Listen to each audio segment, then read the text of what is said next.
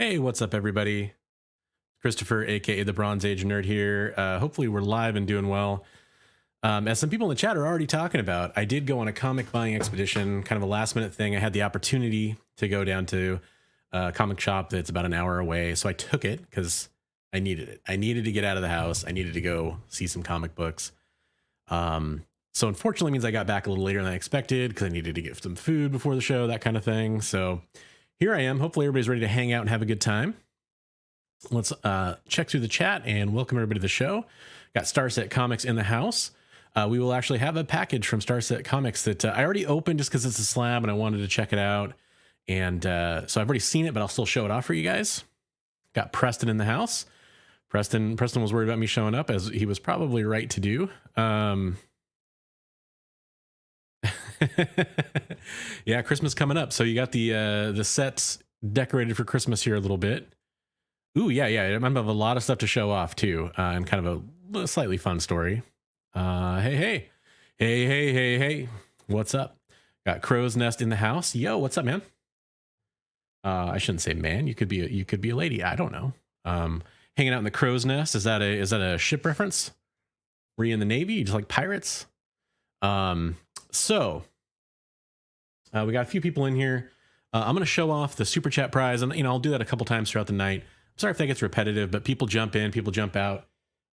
So some cool stuff coming from dangerouswaters.com, Dangerous Waters Comics and more. They are a sponsor of the show. You can save 10% over there by using the code BRONZE10 at checkout. So here's kind of a their loss is your gain kind of a situation. So some slabs got damaged in shipping and handling, fresh in from CGC. They just kind of basically fell in the corner. So over the next few weeks, every other week or so, I'll have some slabs for super chat prizes that are really cool. The problem is they all have a crack in them. So the thing is, he didn't want to send them back in and wait for all the turnaround time for a reholder. They're all 9/8, and none of them, I don't think any of them, the comic book would have been damaged. So you could send them back in for the $15 reholder fee or whatever it is these days, and definitely get that done. This is Spider-Man 55. This is the Gleason webhead variant, and that's in a 9/8. Now, again, it does have a crack on the corner. Does not affect the comic book in any way that I can tell, but it's just something you should be aware of, and it is cracked, so I'll pack it very carefully, but there's always a possibility it could crack a little bit more in shipment, and you could get it reholdered if you want to. But that is the super chat prize for tonight. You'll be seeing some of these cracked slabs, chipped slabs, whatever you want to call it. Just want to make sure you are aware of that. But that's a pretty sweet prize. It's about $100 FMV in new shape. So that's a pretty good one. So I think that's a really good prize, and hopefully you guys all enjoy that. I do see we already have a super chat. We got Preston getting things started with a $5 super chat. So good luck, Preston.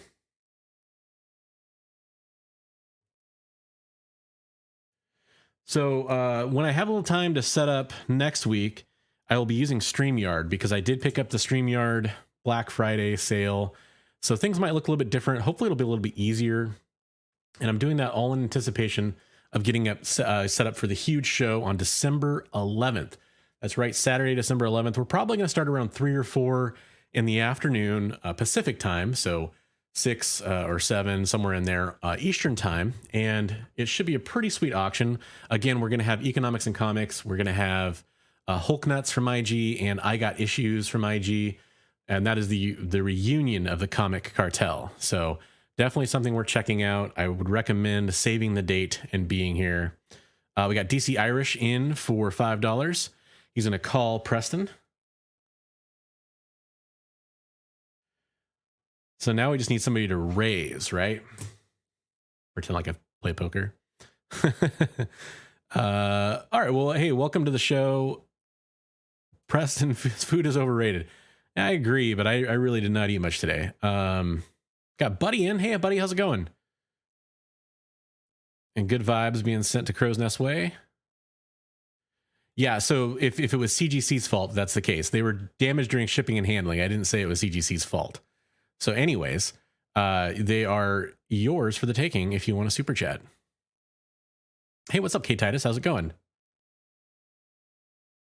Yeah, exactly. But I mean, you know, it wouldn't have been a small thing to reholder, but again, it is a their loss is your gain kind of a thing because he decided to donate those to the channel, and I think some people are going to enjoy those. Exactly, I agree with that. Hopefully, people do. I mean, if you don't, that's fine. Don't super chat. But this show is going to be kind of unboxing haul heavy. There wasn't a whole lot of news. I did have like one update to a video I did basically. Kind of looking at my notes here. I didn't have time to get the little notes up on the screen for you guys, but I do have them here. So yeah, the super chat is going towards a continuation of my membership to cover price, which is what I decided based off of the last poll I did. So if you're not aware, the reason I'm doing that is I want to have a standardized price guide for pricing for the follow-up to my top 5 not to buy videos. So, you know, a lot of people, tons of people commented, eBay sold listings. Well, of course, that's what I use too. But I wanted to have kind of an unbiased, because you can kind of read eBay sold listings a little bit differently, and some people think it's a little subjective. And also, to be fair, not everything gets added to eBay. You know, a lot of things are sold through shops or through auctions at other sites, that kind of thing too. But I do use eBay sold listings. I think it's hands down the best free resource to go price out your comics. So, but I did want to have a standardized price guide, and I already compiled some rough data for the first couple top 5 not to buy videos I did. And these are going to be follow-up saying like, how did I do 3 months later on those top 5 not to buys?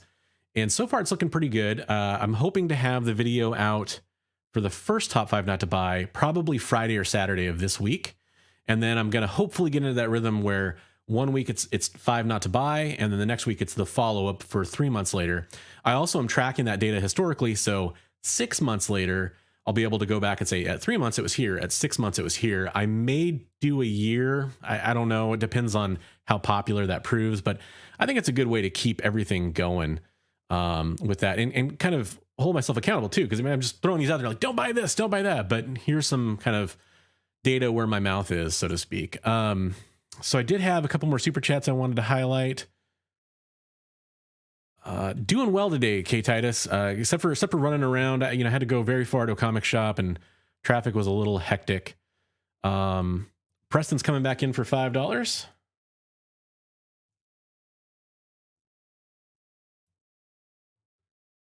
And then I got DC Irish checking, or is it check or calling? I got to go watch Rounders again. I think we talked about that last week. That's awesome. That is not typical from what I've been seeing. Although you might have had, so there is the test program. I talked about that last week, where sometimes new packages the CGC are pulled to their new half of the facility or whatever, and they're testing how fast they can run things through. Oh, now this is a raise, right? Buddy's coming in for $10. Good luck, buddy. He's entering the fray. Feels like a raise. Did he go all in? I don't know. We'll find out. That's a good point. Yeah, I can definitely appreciate that. So you save some money for that December 11th auction, though. I'll have that show scheduled. I'm trying to think of the name for it right now. That's the biggest thing, is I want kind of a catchy title. I was thinking like the Bad Santa's auction or something like that. So yeah, let's talk about, speaking of Starset in the house, this is your super chat prize if you just joined us. ASM 55. It is chipped on the corner here, so keep that in mind. But hey, it's a 9.8, and it does not affect the comic from anything I can see without cracking it open. Real fast. So Halo, if you guys don't know, I'm Halo is kind of near and dear to me. And there's been, with the announcement of the Showtime TV series, well, not the announcement, but the first trailer came out for it. Some of the Halo books started to shoot up. I'm desperately looking for a copy of Halo graphic novel preview, but I didn't even have a copy of the Halo graphic novel. So I went on Amazon, and a seller had a used copy for like $5. So I got the Halo graphic novel, the hardcover. The slipcover's seen better days, but I mean, whatever. It was $5. Some goodness in there. I worked on Halo, the Master Chief Collection. Some people know that already. And so I've just kind of have an affinity for it. I've been playing a lot of Halo Infinite. Really liking it. There's a lot of controversy on the progression system and the battle pass and all that, but I do like the game itself. The gameplay's fun, and they're making some changes for all the battle pass stuff. So this is a package I got from Starset Comics, who's in here, and Starset is an awesome member of the community. Definitely go check him out on IG. He was nice enough to kind of hold on to something for me for a while. Gave me a really, good deal on it. He knows I'm a fan of X-Men, and I specifically was trying to recollect some of my new X-Men Grant Morrison stuff. The number one most expensive issue from that run is new X-Men 128 in a 9.8, and that is the first appearance of Phantom X. And Starset had this beautiful 9.6 128 with the X-Men custom logo on it. And I'll try to get the glare on. It's not really gonna work. Too many lights trying to lighten up this dim cave. But that is a gorgeous book. In a 9.6 is perfectly fine for my collection. I don't need to have a 9.8. So that was fantastic, and I really appreciate that. That is a great comic to have. Kind of rounds out the most important stuff I was looking for. He threw in some free books too, which is really awesome. He threw in Uncanny X-Men 235 and Uncanny X-Men 250. Now, those are both issues that I already had. He just threw in some X-Men stuff because he knew I likes X-Men. And I'm just working on the run. I'm not trying to be greedy with these. So these are probably going to get included. Either I'll throw them into a lot, maybe in an auction, and somebody can get a chance to get them for pretty cheap, or I will give these away as part of a future super chat giveaway, something like that. So people get a chance to pick those up, and we can kind of pay it forward, spread the love. And then also this copy of Wolverine versus Hulk #8, which I did not have. And that's a really cool comic book. So I'm excited to have that one. And thanks a lot, Starset. I really appreciate it. Excellent packaging.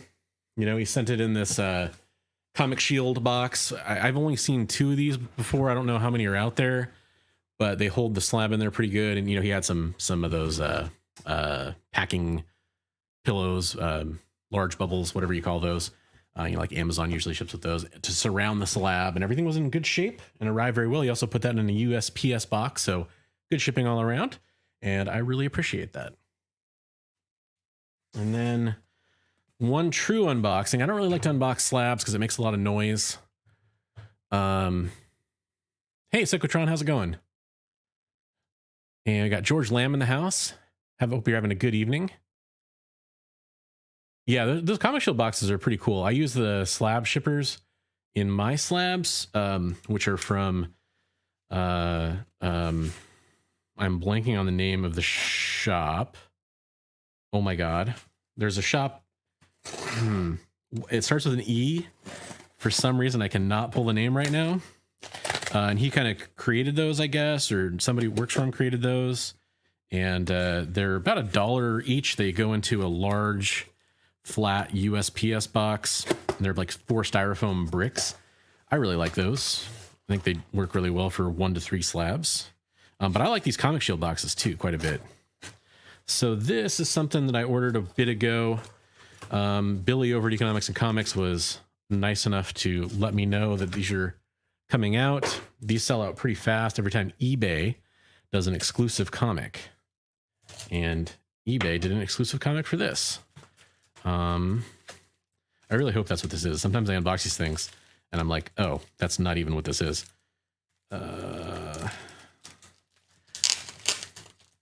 Figure out where they taped this thing here.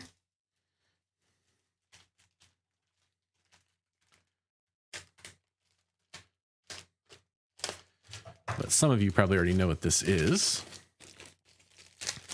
Just from that, if you're savvy to the eBay exclusives, but I've heard kind of mixed things about this series so far too, which is too bad. I haven't had a chance to read it yet, but I did pick up a few copies, and these are the Ryan Brown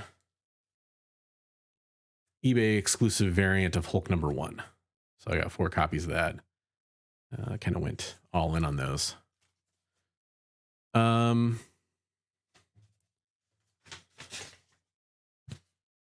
Let's see here. Get caught up again.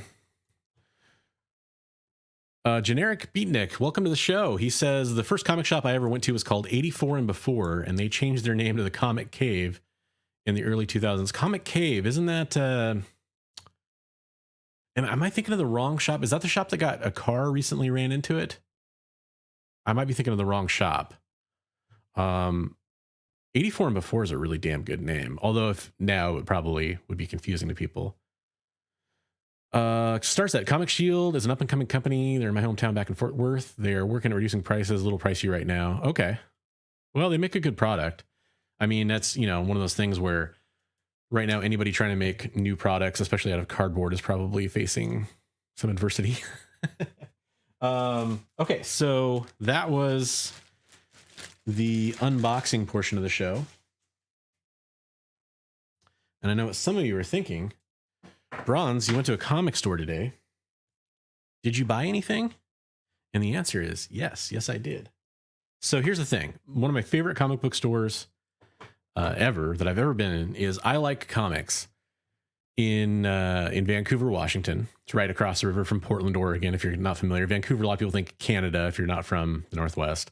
But there's a Vancouver in Washington that's basically a suburb of Portland, Oregon, part of the Portland metro area.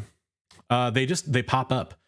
So they pop up on eBay. You order them. eBay is the seller and you order them from them. They do some exclusive collectibles, and yeah, they sell out pretty fast because, you know, pretty big website, right? So I think probably even a lot of non-comic buyers end up getting some of those. So, I went to I Like Comics, like I was saying, and I was so excited to go down there, and I just love browsing through long boxes and bins. And I didn't realize Emerald City Comic Con's going on right now. They're the biggest store in the Northwest. So they went to Emerald City Comic Con in force, and they took 80% of their store with them. So I kind of drove all the way down there, and my favorite section in that shop is they have, probably 60 long boxes of 50% off back issues. I've pulled like a Wolverine 8 out of there. I've pulled like just some really good keys. I've pulled, 3 X-Men 4s out of there, a couple X-Men 282s, a lot of good stuff. But with the section of the store I never go to because there's usually people at it, and I just don't. I didn't compare it to Portland. I guess it's across the river from Portland, and it's basically a suburb of Portland. Again, it's part of the Portland metro area, for better or worse. It's just grown into it. Not an insult. I used to live in Vancouver, and I liked it.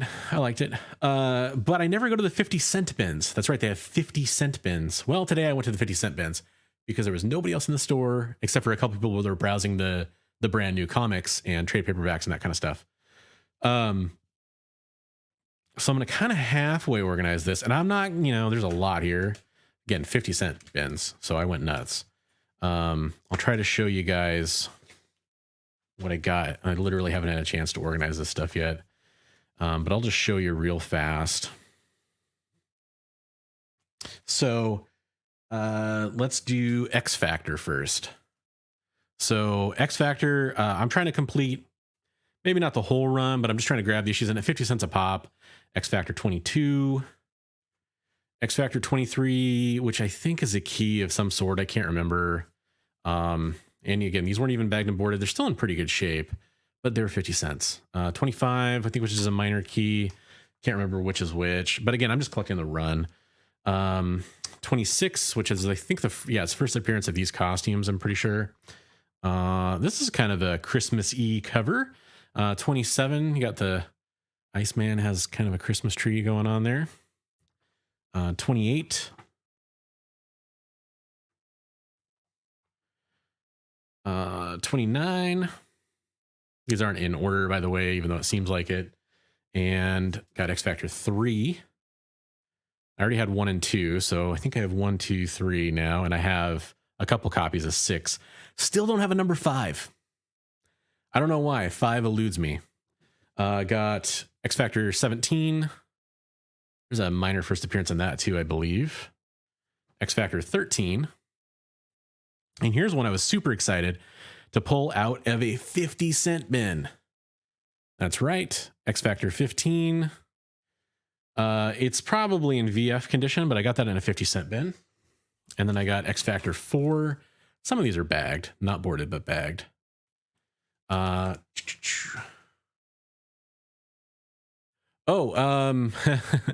So Mark, I would love to answer that question, but it'd be spoiling a video I have coming up. I'm doing, so you guys may have seen I dropped the top 10 homage covers of 2021 already.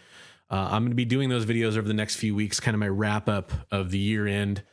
I will totally give you guys a preview though. I'll do my top 10 pickups will be one video. Top 5 or 10 booty covers. I'm kind of contractually obligated to do that.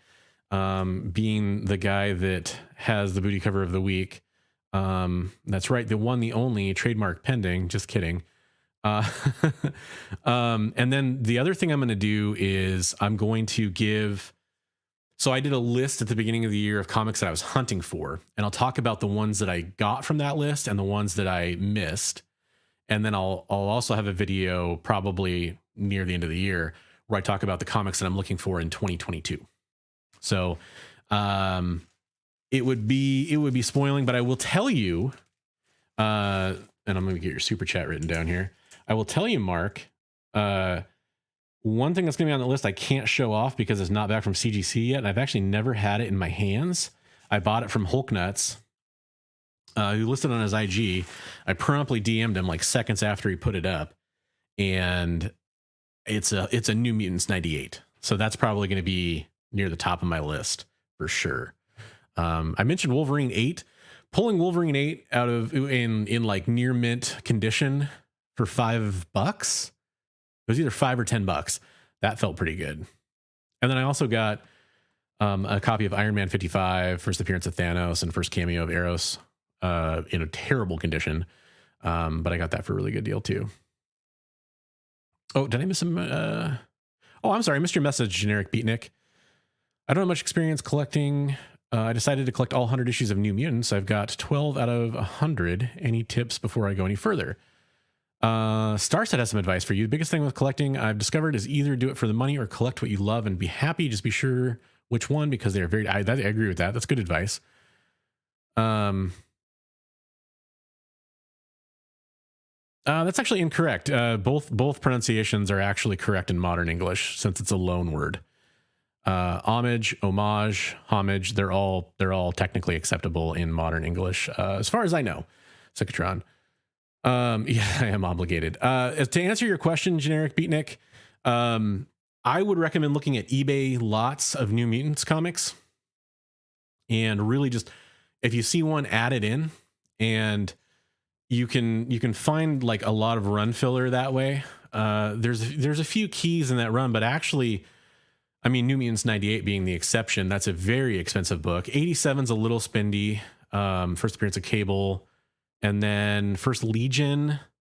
99's First Feral. 100 is kind of, it's the last issue, but it's not really that expensive. It's actually a pretty generous. One's a little expensive. People hold on to it, but it's actually a pretty pleasant run to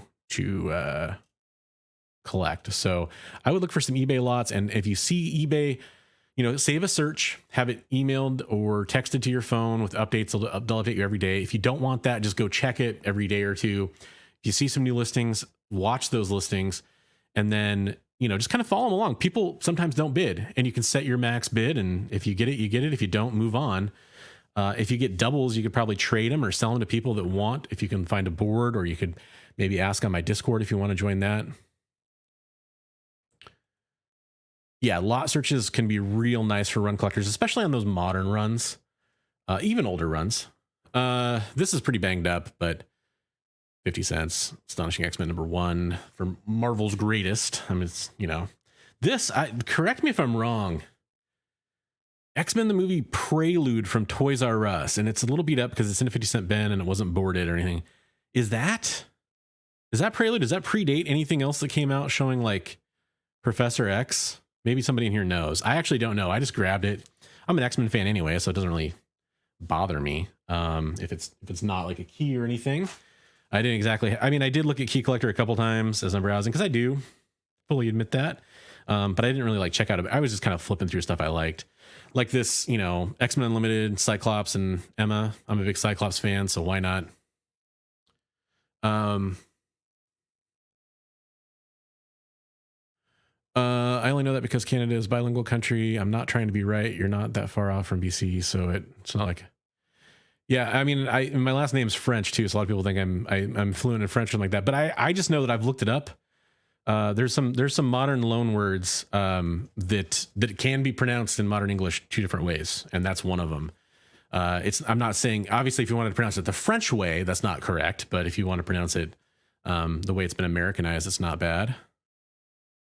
There you go. Just got some X-Men books. Again, I sold almost all of these a few years ago, so, you know, just figured I'd grab some. Got the preload to the Age of Apocalypse, Legion Quest. These are in, you know, that kind of rough shape, but whatever. I've always loved this cover. Kind of that color pop with the black and white cover. And then I grabbed a bunch of Age of Apocalypse stuff. I sold all my Age of Apocalypse stuff. So again, I'll just kind of zoom through these, you know, Astonishing X-Men, Amazing X-Men. I think I got all 4 issues of Amazing.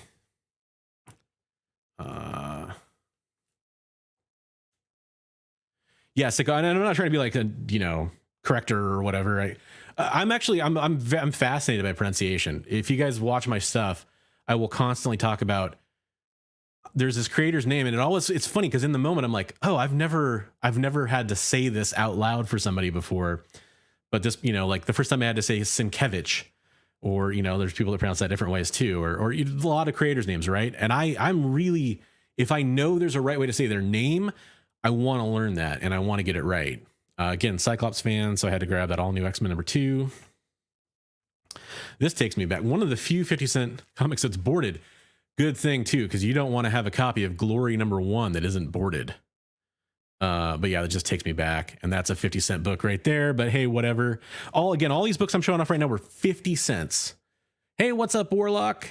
How you doing? Welcome to the show. Got a copy of Fantastic Four $3.98 and a copy of $3.99. You know, why not? Grabbed an Excalibur special edition, Heir Apparent. Air spelt AIR. I've been reading the Excalibur stuff again. I always thought like these John Byrne word bubble She-Hulk covers. I say She-Hulk because he did a lot of them on She-Hulk, are always fun. So I got one of those.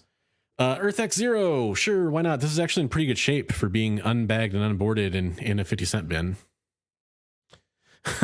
Well, I do my best to give you competition. Yeah, again, so I'm just going to zoom through these. There's a lot of them.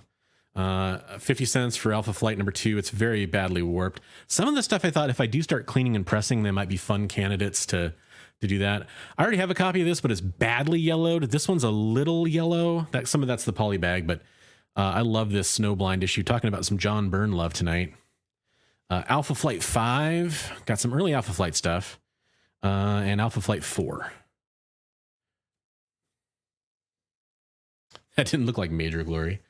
So the cat's out of the bag on something that I've been working with for a while, which is Project Slab Vet, which is a veterans project designed to get comics into the hands of veterans and send them a thank you. It's run by a group of veterans. I'm not a veteran or anything like that, but they allow some people in the community in to help them hunt for stuff, promote stuff, kind of make some connections. So they had a whole bunch of these, and I'm just going to send at least all but one of these or all of them off to those guys. This is an I Like Comics exclusive Wounded Warrior from Zenoscope. And I just snagged a bunch of these that were in good shape. There were some that were already really rough, but I think those would be cool to send off for people to get in their veteran boxes. I already sent some stuff off down to Battle 66 Delta. If you guys want to follow his page on IG, it's a good place to follow to learn if you can help that project or just to see what the stuff they've done. I know Matt Woods, a lot of people are familiar with Matt Woods. He just did an unboxing of his project over on his channel. You can go check that out. That's some stuff I want to show off last because it wasn't part of the 50-cent bins. So guys, I'm about halfway done, or a little more than halfway done with the 50-cent bins. No, sorry. They're encapsulating their favorite books and getting them to them. I should have said that. You're probably joking, but I should have said that better. Oh yeah, I guess I got 2 copies of that. Now, all right, one of those is gonna end up in an auction or something. X-Men Unlimited number 2. But one of my favorite comics of all time is X-Men Unlimited number 1. I love that. It's a great Cyclops, Storm, and Professor Xavier and Magneto story. Sold most of my X-Men Unlimiteds, but there we go.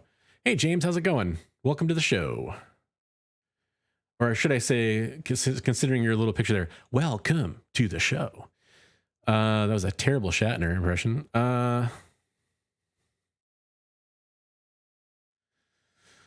New Mutants 18 was discounted to cheaper than the cost of submitting a book because it was an 8.0, so I scooped that serial number, checked out a seller. Yeah, I mean, the serial number, if you get a CGC slab, it's, as long as the seller has high rep, it's probably fine. I wouldn't worry too much about it. Oh shit. I didn't mean to get 2 of those. I'm pretty sure that I was kind of like digging through multiple copies and trying to grab the best one. Oh well. So some more X-Men love. Generation X number 1, the foil cover is in decent shape. More of the whole Kubert range of covers that I love from X-Men. Some more Astonishing, getting that Age of Apocalypse stuff back that I sold so long ago. It's funny, the clerk there, who's not somebody I'm familiar with because that guy was at Emerald City Comic Con, Chris, the owner, said, "This is the most copies of Gambit and the Externals I've ever sold to somebody at once, and I have a reason for buying them. One's for me." I didn't even know that there was like a second printing of that, but there it is. I guess that's a second printing. I don't think I've ever seen that before in person, at least. So bought a few of those. Definitely grabbed the wrong stack at one point here is what I'm realizing. Trying to keep things kind of in title order here. Yeah, foils have kind of picked up. But anyways, I'm picking up a lot of Gambit stuff, and I'm doing it for a reason. You'll see me unbox a Gambit number 1 pretty soon that I picked up from Help Me Find My Keys when he was having an IG sale. The Gambit stuff is for a special thing that I can't talk about. Gen 13. Why not get some Gen 13? Got 2 copies of that because I'm probably going to sell one because I think people will probably like that cover, right? I mean, it's a cool cover. And I sold that issue, so I may as well pick it back up. And then I got 13B because it was the Bone cover, and I think it's really fun that, you know, you see J. Scott Campbell drawing a Bone cover. And Jess Smith also drew it too, but, you know, together they cooperated on it. And then, yeah. Okay. So then I just got some G.I. Joe special missions. Lifeline was always one of my favorite characters. As a toy, I actually did not enjoy his character in the cartoon. He was very whiny, but I thought he was a cool medic. So I always loved that issue. He had probably 40 copies of this. So I got the best looking newsstand of number 9. I got number 2. I've already, got number 1. These are just for me. If I had ended up with any doubles, I'll sell them in a lot, but there you go. Okay. So then I got everything I just showed off, 50 cents. Very, very cheap day for that stuff, which is cool. I mean, that's the benefit of him having most of his stock on, is it was a cheap day. I just got a bunch of fun stuff. The whole number 1 appearance of a character has been a big deal. So he has these sets of like runs, basically, like he has them all bagged up. So this is Storm number 1, but it's also all 4 issues of Storm. So I got that for a really good price, and this one was in a little bit better shape. So I grabbed this one, keep one, sell one, probably throw it up in an auction once the Storm number 1 takes off. Cause like Rogue number 1 already took off. Bryce Comics has been like suggesting people get number 1s of all the first solo series of all these characters like Gamora and Nebula and all this stuff. So they've kind of been shooting up Rogue. And then this is my kind of pickup of the day. So all the 50% off bins were gone, but they do have like 2 slat wall shelf things of like keys that were on top. So this says $40. I bought it for $20. I've been looking for this issue for a while. X Factor 24, kind of the most, there's a lot Angel to Archangel keys. I showed off one earlier. I have most of them. This is the one that I didn't have, so I had to grab that. Kind of first cover, I think, of Archangel. So that was kind of my big pickup of the week. Whew, that's a lot of comics.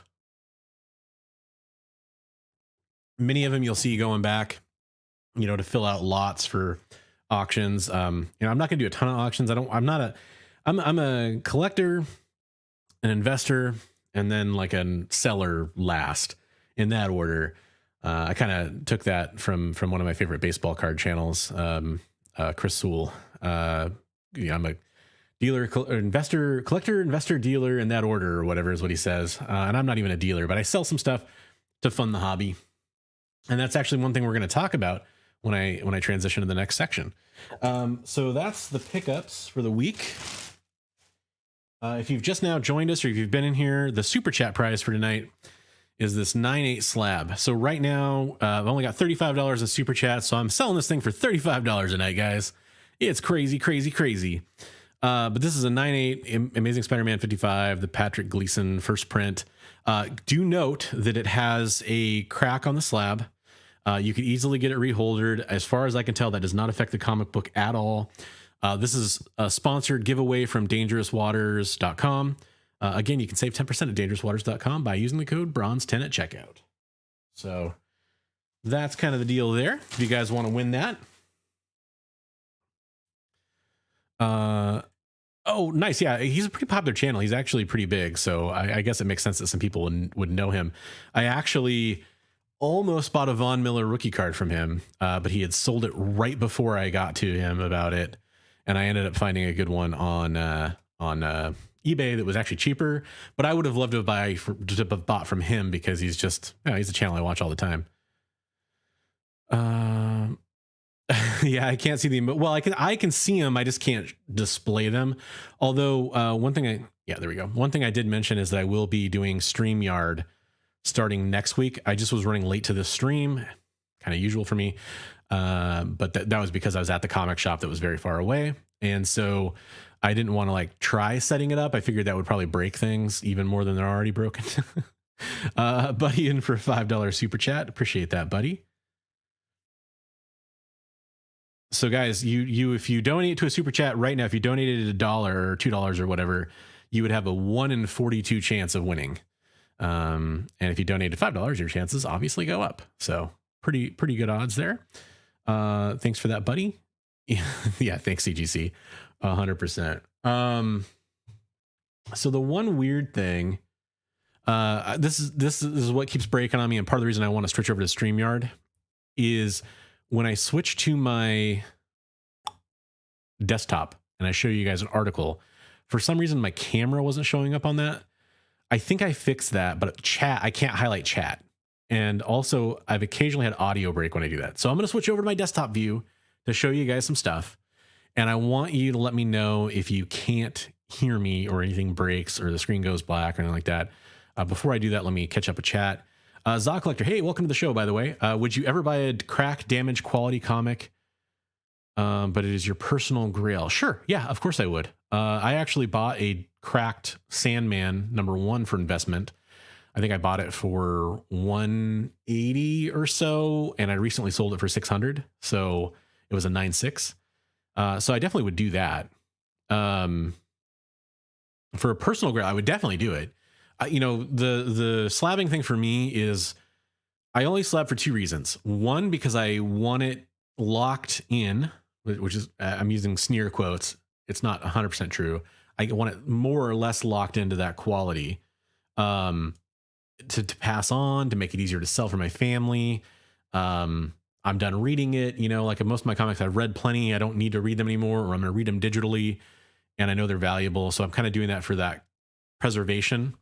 And the other reason is to sell, just straight to sell. Most of those comics, I kind of try to do about 50-50. Half the comics I slab are just for me.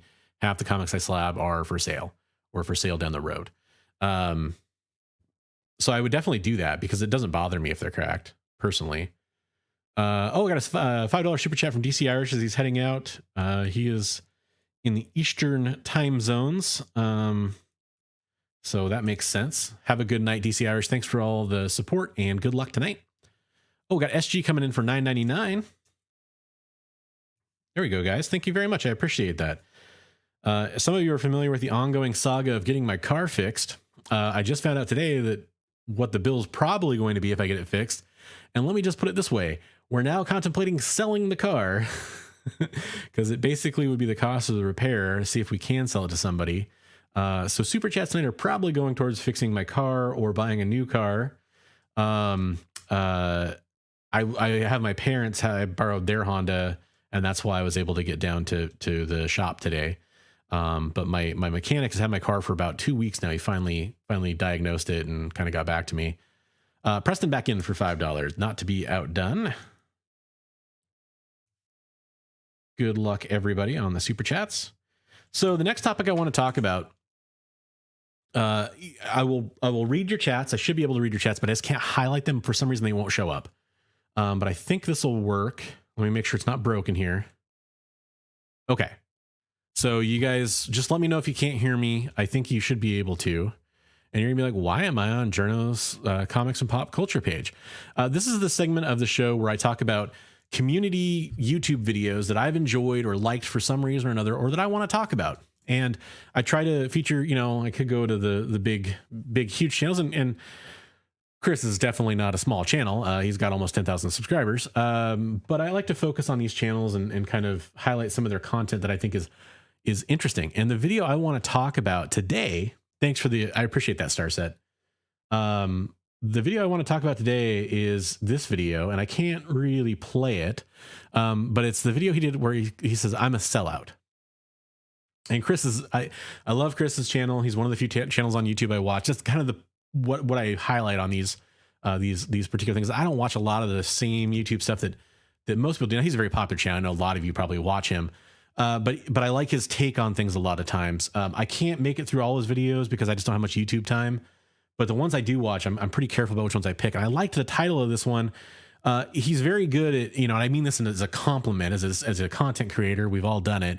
He's very good at like a clickbait title, in like a clickbait that's going to pay off, right? Like, there's going to be a twist to it. He's not saying I'm a sellout, and that's not going to be the point of his video.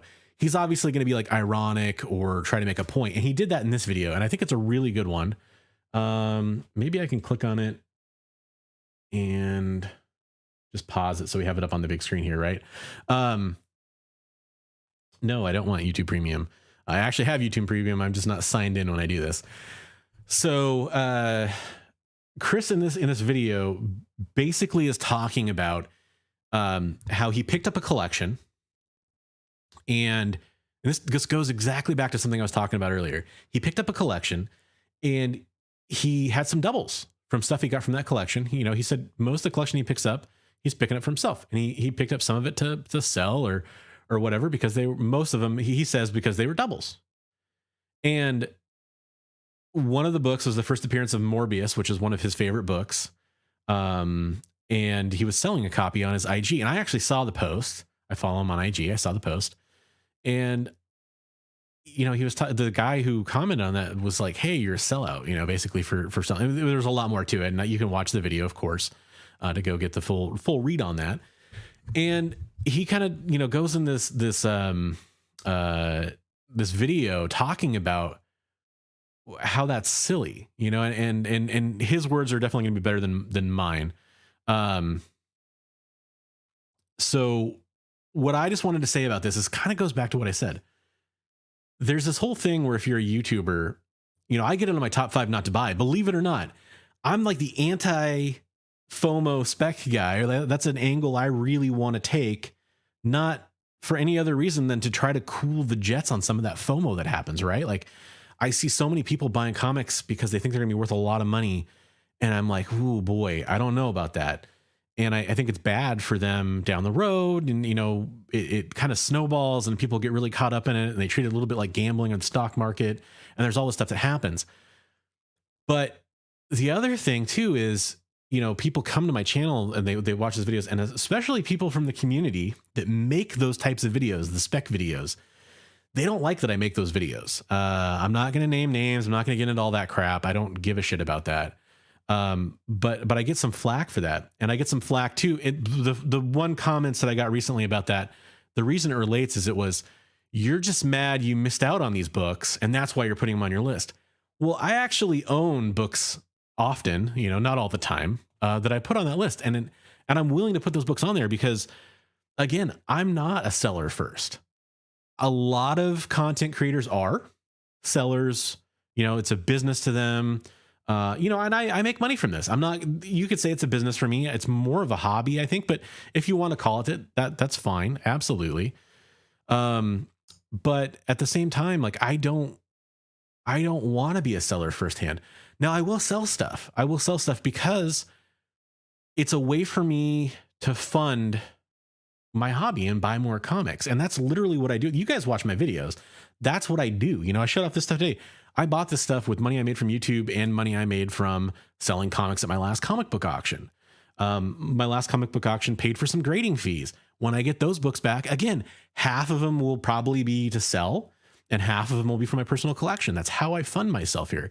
Like Reggie Collects has a really good mindset on this.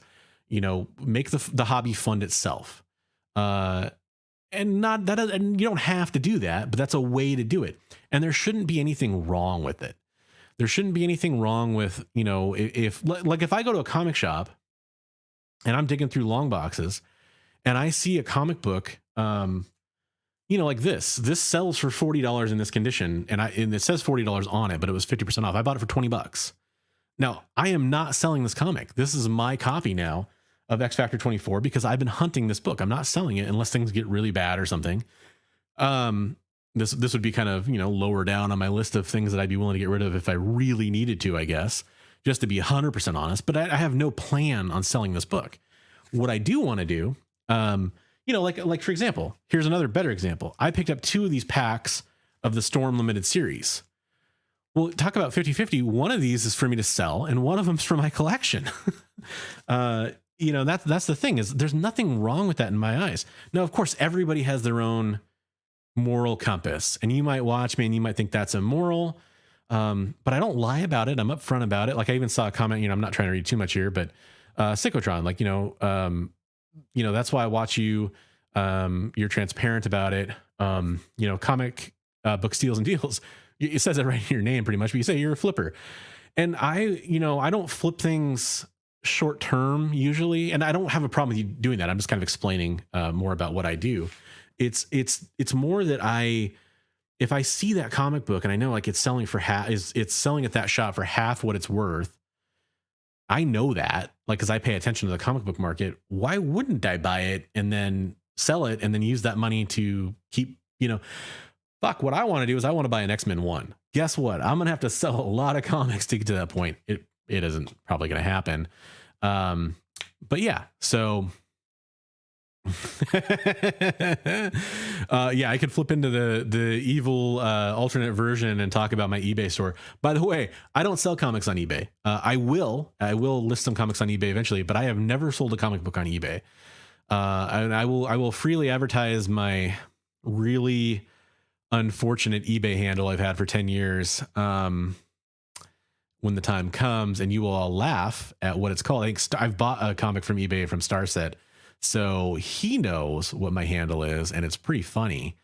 But I don't sell. I've sold action figures on eBay. That's the only thing I've ever sold on eBay. Yeah, action figures. I will sell comics eventually. I've sold comics on live eBay, on live YouTube auctions. I would consider doing Whatnot down the road, maybe like real cheap auctions. But it's never going to be like my full-time thing. It's never even going to be like my main part-time thing. It's never going to be the focus of what I do, because again, the focus of what I do is collecting and to an extent investing. Like if I had a good opportunity on an investment book, like New Mutants 98, the copy that I picked up, which will be on my top 10 buys of the year, I would consider selling that. Because it probably is going to come back at least a 9.4 after the clean and press that I had done by Turlock Comics. And it's probably going to be at least a 9.4. I got a smoking sweetheart deal on it. And it could even come back a 9.8. They're a little optimistic about it. I'm a little like, hey, let's cool the jets. I don't want to hear a 9.8 on a New Mutants 98 because I don't want to get my hopes up. But let's say it comes back a 9.4 or a 9.6. I'd be totally cool selling that comic book. Again, as I bought it as an investment, but I want a first appearance of Deadpool. So what I would probably do, since I'm okay with this, is sell it when it gets really high, or in the meantime, pick up like a 9.0 copy or something of New Mutants 98, and then sell that one later on when it's at its peak value and Deadpool is finally showing up in the real MCU or whatever. That's kind of the strategy I use for investing. There's a few comic books I've bought as investments. I bought the 250 ASM 258. I think it's 258. The first appearance of Ned Leeds as Hobgoblin. I bought that as an investment, that kind of thing. Hey, Preston, have a good night. Thanks for joining while you could. I know I'm just rambling now. You're probably like, I'm out of here. I'll catch you later, man. Have a good night. Good luck on the super chats. So anyways, that's kind of some of my thoughts on that. Gonna get caught up here. Zaw Collector says, and again, you guys can't see me highlighting this stuff, so I should stop highlighting it. Only a video I watched from Journo was about the debate of Second Prince. I think I saw that video of his. I like some of his debates on Second Prince, and like I agree. Like when he talks about how there's a cameo and there's a first full. That first full is the second appearance of that character. That's a little subjective. I understand that the people don't all agree with that statement. But think about it. The cameo is the first appearance of the character. It may not be the first full appearance of the character or the first cover appearance or whatever you want to call it. And that's fine. But the character still appeared in a comic book. The second appearance, the first full appearance is usually the second appearance in most cases. Punisher is a good example of that. Anyways, so yeah, he did a good video on that. He did a video on the Second Prince too. I think I've watched that one. He's straight up. Yeah, I agree. Sickotron says, I have bad FOMO and your content keeps things chill. I appreciate that. I already read that comment from Comic Book Steals and Deals. Yes, I'm transparent, but absolutely selling my collection right now to focus on my ASM collection. Yeah, that's what Starset said. That's a real good point. Like if I still had my collection before I sold it, I had like 90% of my collection I sold a few years ago. If I still had most of that, I'd be selling it still in chunks to fund, just my X-Men run. And I like to buy first appearances of mutants is kind of my big thing. Mutants are X-Men characters, basically. X-Men related characters. And there's a million of those. So it's tough. Buy low, sell high. Absolutely. Mark says, what I do with FOMO is I go to my sources and see, is it available cheap or a decent price? If so, I very well may pull the trigger. Yes. And this is something I talk about in my top 5 not to buy videos, guys. I always try to mention at some point in the video, hey, I'm talking about FMV. Don't go buy it at FMV. Like if the book is, on a list and it's selling for $100, random example. If it's selling for $100, don't go buy it for $100. But if you find it for $50, fuck yeah, go buy it and sell it. Sure. Why not? That's you taking advantage of an opportunity. To me, that's totally fine.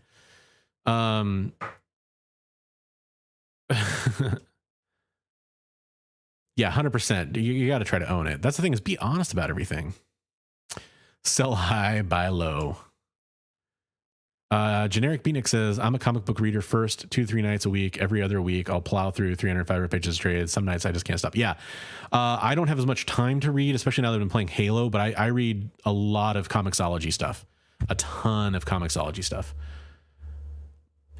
Yep, first cover appearances are a big one. So anyways, kind of wrapping up my spiel on this here. I'm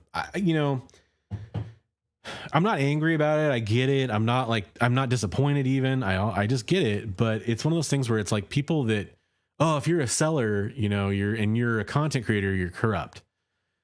No, that's a really blanket statement. Now, the problem is there are people that are manipulative, that are content creators that sell stuff. And that is a problem. And again, that's something that's why I try to be so transparent with my stuff. It's why I don't buy this videos. Again, full transparency. I made one of those videos like a year ago about G.I. Joe keys.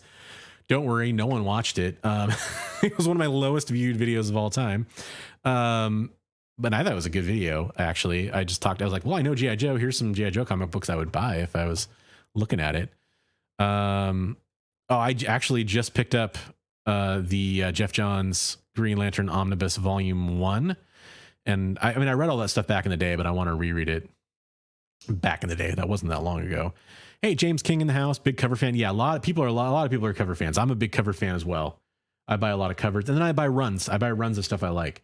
Okay, so the other video that I wanted to highlight, again, this is that segment where I highlight videos from creators around the comic book community on YouTube or sometimes IG.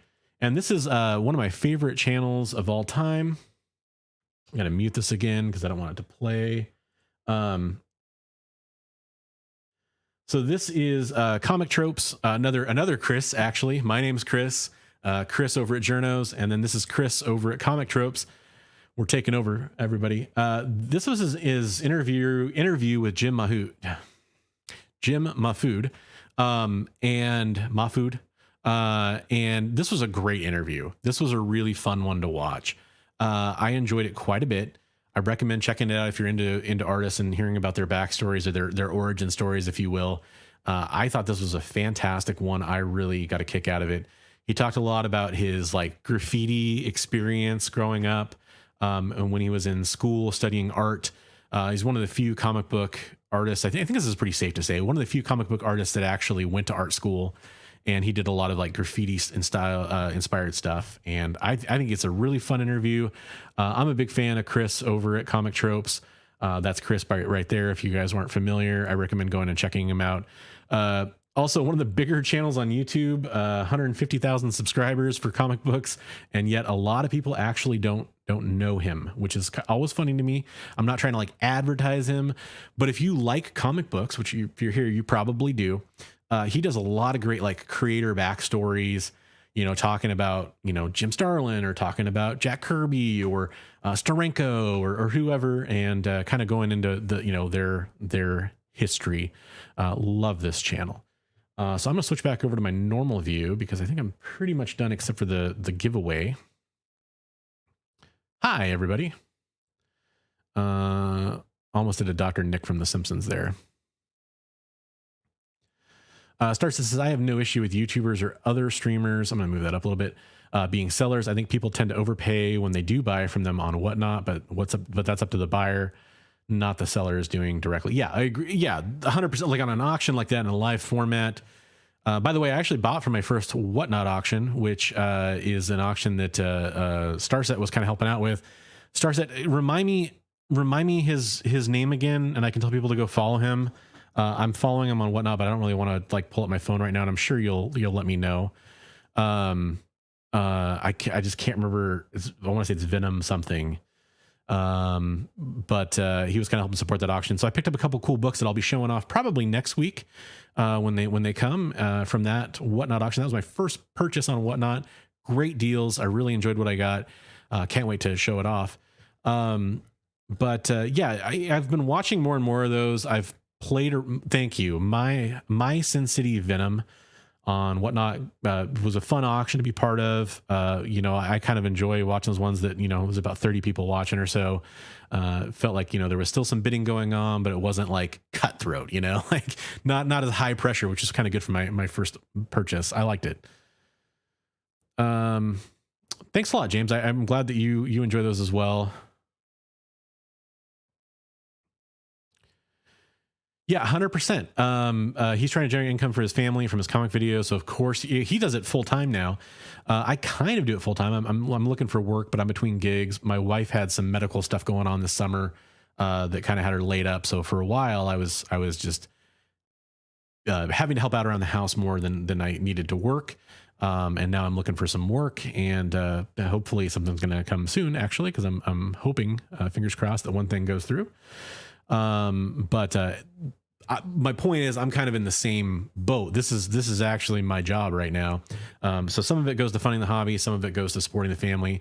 Luckily she's back at work and not perfect, but feeling better. I have a sponsorship with Dangerous Waters Comics. I have 3 other sponsorships that are kind of up in the air right now. People I'm talking with, comic related businesses. Big shadow on my face. Did I still sound okay if I do that? Comic related businesses, comic related stores, that kind of thing, that I've been in contact with, that I'll probably be talking about doing pretty soon. So yeah, I do sponsorships, and I'm always transparent about it. And I also, the other thing I do is I purchase from all the partners that I'm looking at. I try to use the product, purchase from them as a customer, and kind of rate my experience. So that's another important point. And yeah, being transparent. I don't get where, if somebody's like, hey, this is what I'm doing, and they're honest about it, I don't get where the negativity and the vitriol comes from. I mean, it's just the internet, and YouTube is that way, but our community can be really chill at times. And I love the community that's here. If you guys happen to be watching on the Rewind, a lot of people watch these on the Rewind because it's late night comics and they can't stay up late and watch the show. So I know a lot of you are watching on the Rewind. You guys are awesome. The people watching live are awesome. Maybe a little more awesome because they're watching live. Just saying. Just kidding. And I think that's an important thing to point out, is that this is a pretty chill corner. Like I get a little bit of hate, but I also I think I've mentioned this. I mentioned this in my thank you video. Actually, the things I'm thankful for I put out on Thanksgiving. I've had people from the comic book community private message me and support me. When I've done something that I do some controversial stuff, right? Some like those top 5 not to buy. It pisses some people off because, I've said this before. I'm not saying that everybody that makes buy this videos, I'm not saying they all are doing this, but a lot of them are making money off of it by affiliate links on eBay, like through Key Collector and stuff. Not everybody. Some of them are doing it just for the love of comics. And I fully support that. So I'm not like blanket saying everybody that does this is bad and evil. And I'm not saying even evil is a strong word, but I'm not saying that. I'm saying that there are people that are making money off of you by buying those comics, by feeding into the FOMO. The people that do that don't like my videos. So yeah, exactly. Hate means you're doing well. Yeah, to a certain extent, like, if you're pissing some people off when you say something you're taking a stand on something, you're probably doing something right. It is not my goal. I don't want to piss people off. I don't want to like be controversial. That's why I try to either be funny about it, like the hype man, which will make a return at some point, I promise. I was just excommunicated, not big enough to upset anyone. Yeah, luckily, I mean, I'm still relatively small. I'm at like 1,700 subscribers or whatever. I'm not making too many waves, but people wonder, like there's plenty of channels that have privately and even some that have publicly commented on my stuff, that are part of bigger groups, and they don't like what I do. And I'm not trying to ruffle feathers. And that's why I try not to personally call out anybody for anything they've done, but like I'll be funny about it, or I'll make some jokes, but more importantly, I'll just say, hey, this isn't a book I'd recommend buying. And think about it. All they're doing, as far as they say, is they're saying, hey, this is a book I recommend buying.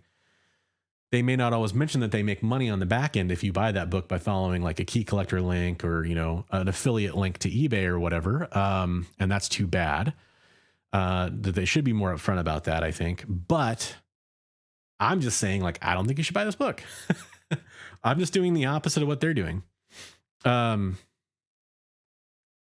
I have a feeling, by the way, promiscuous time traveler, I consider myself a controversial person when it comes to YouTube comic personalities. So, yeah, well, and to be fair with that whole thing, I mean, a lot of it, if you're going to cover that story that I covered first, it's going to come across that way. It was just how it was worded. And, I don't know. Like I said, I just thanked him for watching. If you happen to see my video, let's put it that way. Again, I don't have anything, personal against anybody, because I don't care. I don't care about a lot of what they do. Other than I think it's maybe a little sad at times or whatever. Oh man, straight up, you got to buy my flavored scented candles. It smells like my beard oil. I also have, all kinds of, products that are up for sale. No, just kidding. That's really funny. So, Mike, here's the other part of this. I talk about some of this stuff and I'm aware of a lot of it. I actually don't know like a lot of stuff because I try not to watch a lot of it. There's some stuff I watch because I need to make those videos and recommend books not to spec on. Um, and sometimes I'm even in those particular live chats and I'm talking, and sometimes those channels even interact with me like everything's fine. It's weird. So I don't really know your situation. I'm not trying to make waves. I'm just trying to help people. Lots of gangsters. Yeah. Lots of real hard comic dudes out there, apparently. That's pretty funny. Yeah, I've actually noticed that. A lot of like, just come and say that to my face. What? Bro, we're not fighting over a fucking comic book. Like not fisticuffs, mind you. Yeah, I really wonder. Yeah, whatever. I really wonder about that, but that's really funny. Zoc Collector, I enjoy watching your videos. Good to learn from a different perspective. I am probably your youngest watcher, and it's difficult to have people my age to be into comics. That's another thing too that I constantly espouse to people. I want young collectors in comic books, and there's the joke I make about it, and the joke is I want somebody to buy my comic books in 20 years. So there better be some young fucking collectors in the market trying to buy comic books, or else they're not going to be worth shit, because all us old fogies are going to die off and then no one's going to want comics. People don't realize there's not a lot of young comic book readers out there, and that we need to change that. And people get so pissed when like comic companies try to like bring those readers in. And I agree to a certain extent. They'll say things like, oh, we need to, cater to a younger audience. And then comic community will rip them apart and say like, you guys don't realize that a bunch of 40-year-old, certain types of people are the ones buying your comic books. Yeah, true. But we need 20-year-olds and 15-year-olds getting into comic books. That's how we got into comic books. I think there's plenty of room for everybody, and I want there to be lots of young comic book readers. And I'm sorry that you deal with that, by the way. Not having a lot of younger people to hang out with. And by the way, I'm also sorry that a lot of what you hear about on YouTube and from IG and all that stuff is probably a voice that doesn't match your own voice. It's an older crowd like me. Like I'm an old guy, right? Like I'm sure compared to you, I'm an old guy. So that can be tough to listen to as well. Yeah, 100%. It's funny too. There's plenty of really real tough people in the comic book community, that served or, have other backgrounds. Most of them aren't actually gangsters, and, it's pretty funny. Unless they're gangsters in the sense that they're extorting people or making money off of them. Maybe they're gangsters in that sense. So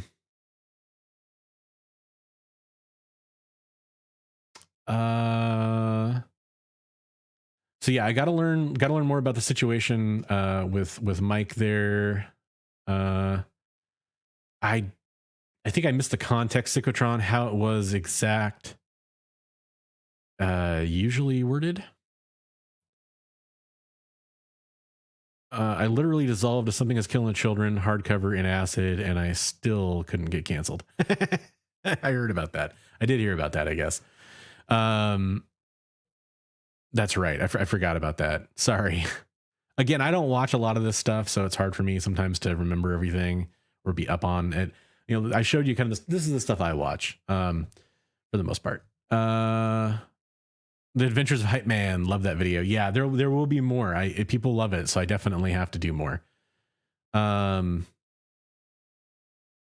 variants, store exclusives, and which is our variants, and additional printings, and yeah, it's ridiculous. I don't think it's exactly like the 90s, but I think there's some echoes of the 90s.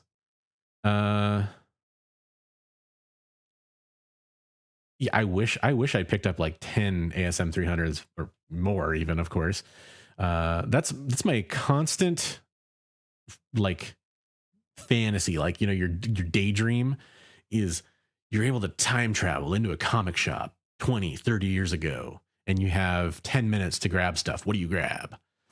that's my constant, like, what would I do? What would I do? What would I get? You know, I'm thinking specifically about comic shops I was in at that time, you know, like around that time period. And like, what do I remember them having? Like, I remember them having ASM 300s for $20 or whatever, or less even at one point.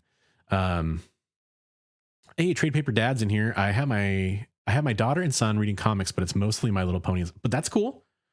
That's cool. Like I'm you know, my daughter, she's 3, so you know, she's very picture oriented in the comic books. She's reading like Minecraft and Thor. We read her like Spidey and His Amazing Friends, that kind of stuff. That's cool, man. There's nothing wrong with that. That's great. You know, I still, like, I tell the story. I started out reading comic books, reading G.I. Joe, and then I transitioned into X-Men with X-Men the Animated Series. I think that's a great way to be into comic books. And even if you just let's say they always read My Little Pony and Sonic and you know, those types of titles, there's nothing wrong with that. Plenty of adults like Sonic, for example. Plenty of bronies like My Little Pony. Ralph Rodriguez with a super chat. Hey, Bronze, I'm enjoying the show and I'm enjoying Hype Man. Yo, yo, yo. Yo, yo, yo. Keep it real and keep it coming. Got to get the beard oil and then grow one. Yep, I will be selling the beard oil follow my Amazon link down below. It's an affiliate link. Got to make that dollar bill, y'all. But I'm gonna get you written down for your super chat. Yeah, I will definitely make a return as the Hype Man. I want to do something a little different, and I probably will go back to that same idea because it was so much fun.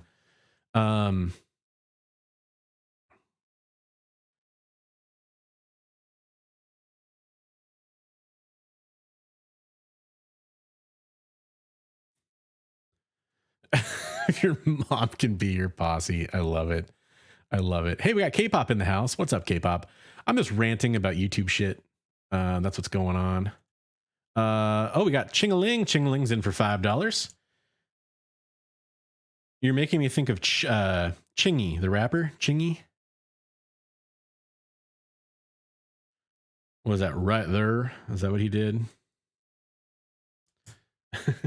Just so you guys know what you're super chatting for.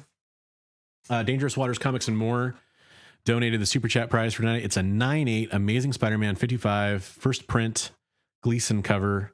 Now, keep in mind, I've mentioned it, this is a crack slab. So this is kind of a their loss is your gain. These were damaged during handling and packing. So he sent them over to me instead of waiting for CGC to reholder them. So you could send these into CGC if you wanted to and get it reholdered. It doesn't affect the comic book itself. It's just the slab, and it still presents pretty well. I'll have a few of these over the next few weeks, but that's what your super chat prize is for tonight. Basically, there's a little dollar sign down in the chat. You super chat. That money goes to supporting the channel and paying for things like cover price and StreamYard, which I'll start using next week, and going towards supporting making videos for the channel, which does take a lot of time. So congratulations, or thank you for the super chat, and good luck on the win on that one. Pete Martinez is in the house. He says, somebody mentioned a gangster and my ears started ringing. Yes. Let's just say that living in comic book world is not exactly a gangster's paradise.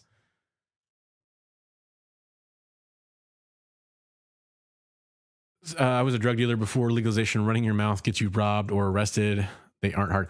You know, it's funny. I was a drug dealer after legalization. I managed a dispensary, actually 2 dispensaries after legalization, and may at one point have carried some stuff in my car for somebody. I mean, I didn't do that, but maybe it happened. So yeah, it's funny how people it's funny how people are on the internet. Let's put it that way.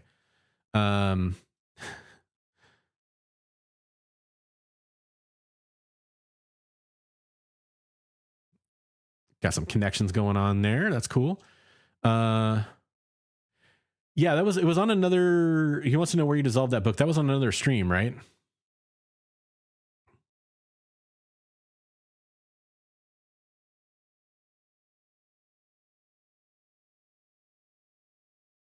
Literally only read independent comic books. Really, you've never read a Marvel or DC book? Or are you saying you figuratively only read independent comic books these days? I mean, you could mean either. I really don't know.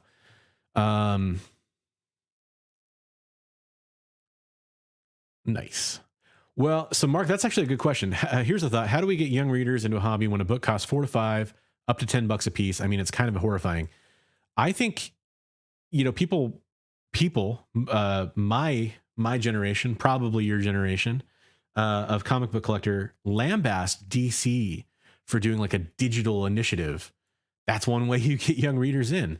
Like they did the whole $1 Superman, $1 Batman, $1 Flash, $1 Harley, black, white, and red comic books, for example. Initiatives like that I think can help. That's a real good way to help new readers get into comic books.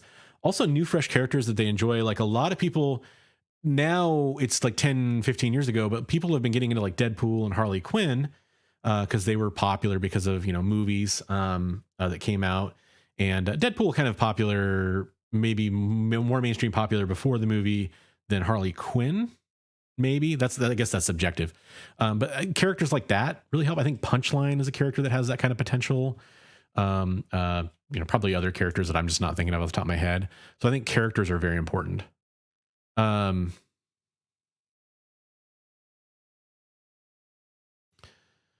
collectors, all I hear from veteran comic book collectors is always saying modern books are bad and you shouldn't slap a comic. I feel like they're trying to. Okay, I understand what you're saying. I think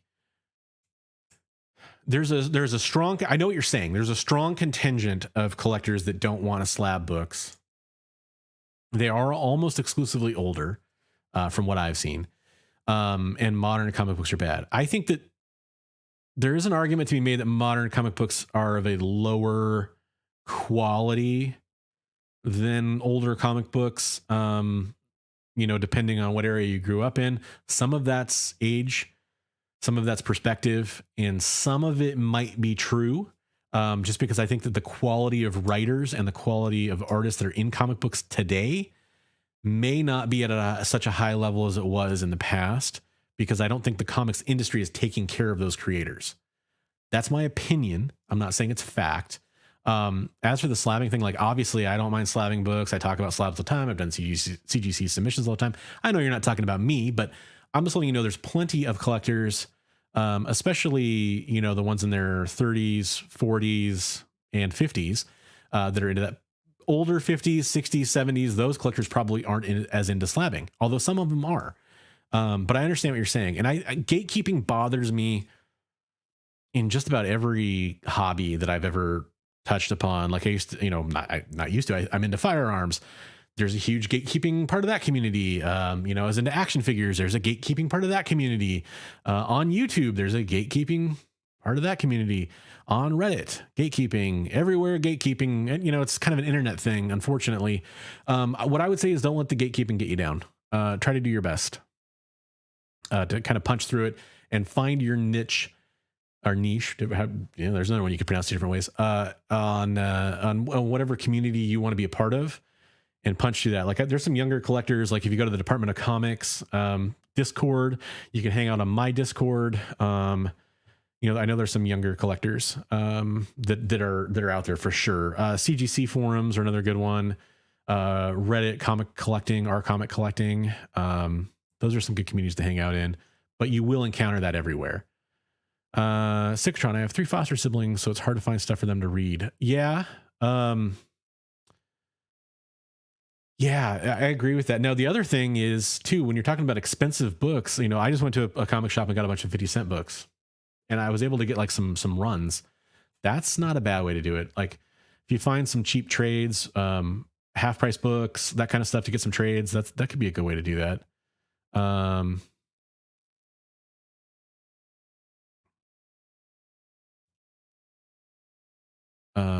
lot of chat back and forth, which is awesome. I'd love to see you guys doing that.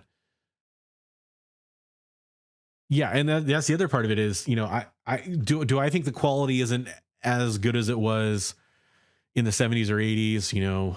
Personally, I don't think it's as good. However, I still think there's some great stuff. Something is Killing the Children is one of my favorite series of all time, and that's currently going on. For example, there's lots of other good examples. Yeah, 100%. I agree with that. Nice. I loved Rebels too. I'll throw that in there. And I'm actually trying to get through Bad Batch. I just have had a hard time with that show getting through, just time wise, not quality wise. But those are some great shows. I'm sure people think it's pretty weird seeing a big cholo standing in line at a comic book shop early in the morning, but that's me every Wednesday, baby. Well, if they think it's weird, then that's more of a reflection on their view of reality. That's what I would say.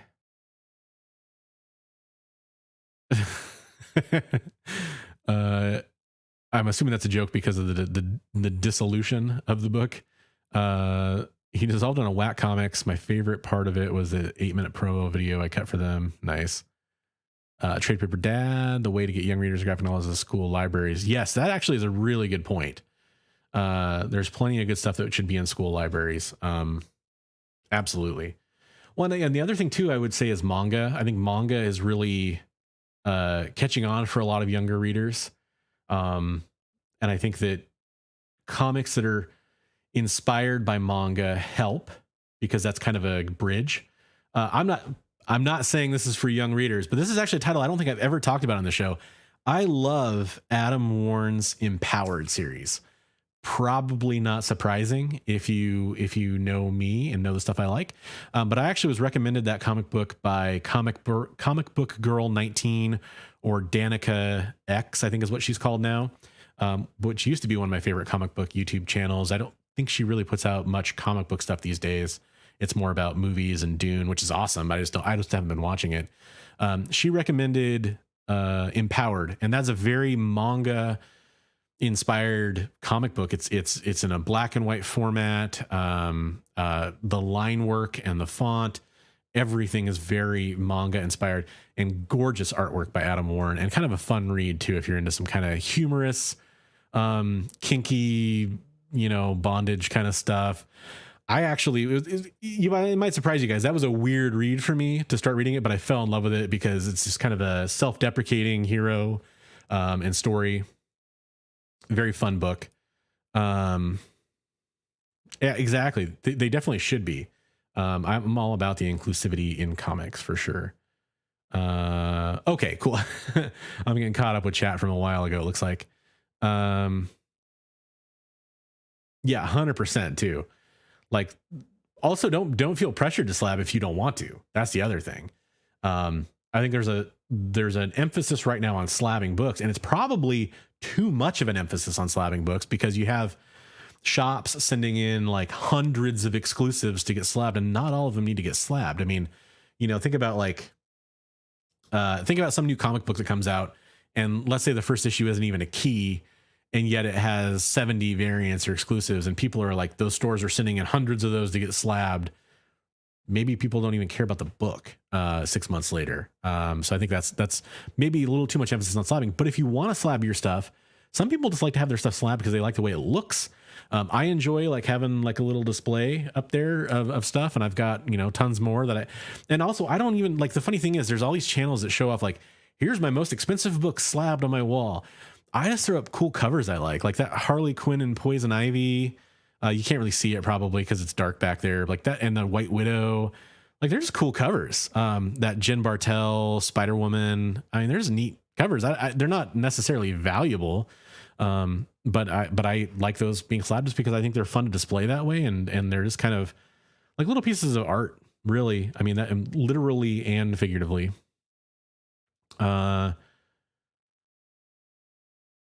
A glut of great art and some good writers, but plenty who seem more intent on selling their comic. Yeah, and that's kind of, I guess, I think there's good artists out there, but I think that what we're not seeing is the good, to kind of rephrase what I was trying to say. We don't have the good duos like we did. Like, it's kind of funny actually, because the end of the run, people don't really like it, but Stegman and Cates on Venom, for the first 25, 27 issues or so, people were in love with that series. And I still think it was a good series. I'm actually just getting to the end of it, finally catching up with that, because I read stuff behind on Comixology. Not a sponsor. Don't want to give that impression. It's just how I like to read. Anyways, that's like a good duo. Although Stegman actually wasn't on that book for the entire. That's part of it, is artists don't stay on the same book for a long time. A lot of times. I mean, think about, Kirkman and Adlard. I'm trying to think. There's not very many of those like dynamic duos of artist and writer. You go back and you get tons of really cool runs by guys like that, and shouldn't say guys, creators like that. And now it's something that's pretty rare. And there are good writers out there, but they're not weaving like intricate storylines. Like I don't think there's really any kind of modern equivalent to like a Chris Claremont. I think Grant Morrison, those kinds of guys that can just keep going on a book for a really long time and keep people engaged. I mean, Tynion's kind of the one holding it down. And some people are kind of tired of the Batman stuff and are glad he's off the book. So, it's kind of, that's a lot of what I'm talking about. That's a real good question, Mark. You could argue that's been a problem for a really long time, though, because even the editors in the golden era that a lot of us collectors kind of think about weren't that great. Yes, absolutely.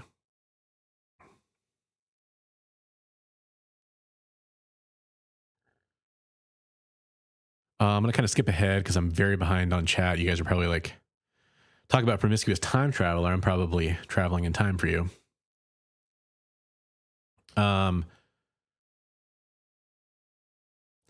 Yeah, 100%. And there's also lots of free ways to read. And there is for comics too, actually. A lot of people don't want to do that, but there's also I think there's just sites that just have a lot of manga to read on them that are still, I think they're legal. I don't know. I don't actually read much manga, so I'm not trying to say that, but I've heard there's like cheaper, easier ways to read manga too. Yeah, definitely. I mean, I don't mind it for certain books, but like, there's been some books recently, Venom 1, Hulk 1, Something is Killing Children 16, House of Slaughter 1, Moon Knight #1. They just have had like hundreds of store exclusives, especially just between those books. That's just a handful of books. And it's ridiculous. There's too many. And I think if, it sells books because people want to buy them, but it also ruins some of the long-term collection value, which is one of those reasons I say just get the A cover for the most part, unless you get lucky and the first character that appears in that book happens to be on this exclusive cover. That happens every once in a while.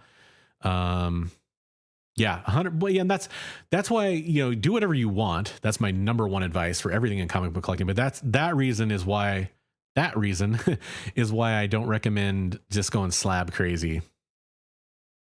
I do too. Yeah, if it's for your personal collection, you can do it how you want. Do what you want anyway. But I wouldn't do it just like wholesale, go whole hog for investment. A lot of these modern 9/8, talking about channels I like on YouTube, I've talked about them plenty in the past. ETA Nick, very good recommendations, I think, when it comes to these ultra modern submissions and how it can be a really big pitfall. I think a lot of people that are doing those, they have submissions waiting at CGC now. I have a feeling that by the time they get them back, those comic books are going to tank in value. A lot of them, not all of them.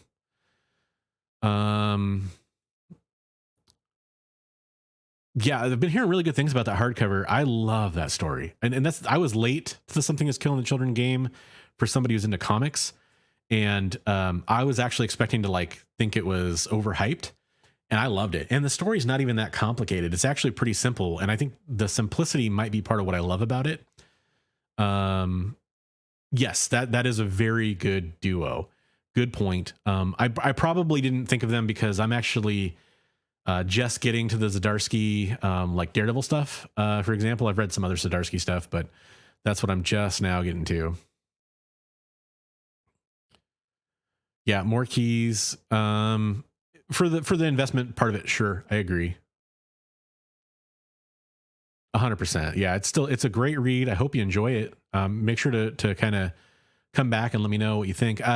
We got real busy, but at one point, my wife, who's the Copper Age babe, we were going to do like a book club thing where she reads Something is Killing Children, the volumes of it, and then we do kind of a show where we talk about it. That was one thing we were going to do. Still might do it because I really want her to read it. She hasn't read any of it yet, and I think she would like it.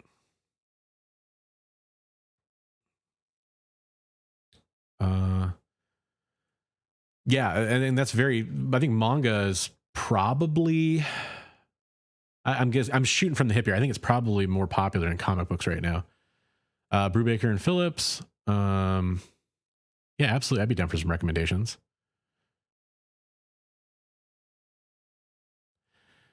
Yeah, unless they were unless they were, like an in-demand comic. And then you got the thing where CGC pulls certain submissions.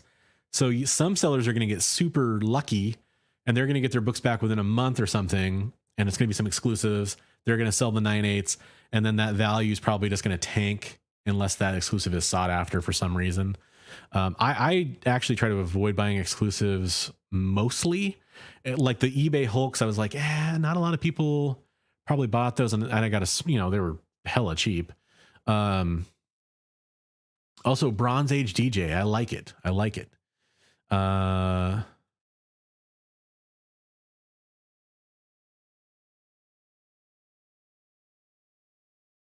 Yeah, Justin, that's a good point. Some of the exclusives too that I have picked up, because I do buy some. It's usually because I like the cover. They take forever to ship out sometimes. Here's something I almost made a news story. The John Tyler Christopher Moon Knight #1. Maybe it wasn't Moon Knight #1. I actually don't remember at this point. Reed Pop switched over to their new store. It has been a fucking fiasco. They actually recently just sent out something about it saying that, I don't know if I believe this, the timing of this. They said they just got them in and everything was damaged and now Marvel's reprinting the comics. I kind of feel like they were sitting on something for a while with that. It's hard to say, but they haven't sent those out. And that was months ago that I ordered those. Well past, I can't remember if it was issue 1, maybe it was issue 2 or something. But those have not come out. And a lot of I'm just now getting some shipping notifications for a couple others I ordered that came out way after the regular issue. It's probably printing problems. And then with Penguin Random House shipping and some other stuff going on, there's probably been some damages, but still, it gets ridiculous after a certain point. Super into, I'm a Korean lady that gets hit by a bus and transmigrated into a Victorian era villainess with a Duke mangas right now. Is that like a genre? Holy shit. That's a whole genre? Or is that just one? K-pop, have you read Empowered? Because I feel like you might have read Empowered. Mark's neutral on slabbing. Yeah, Golden Age. But the other thing too you got to remember is slabbing doesn't actually preserve the comic as much as people think. It certainly can help protect it, but as Steve Borak pointed out in an interview I watched with him, the archival paper that CGC is using in their books is not really supposed to help or last longer than 5 years at this point.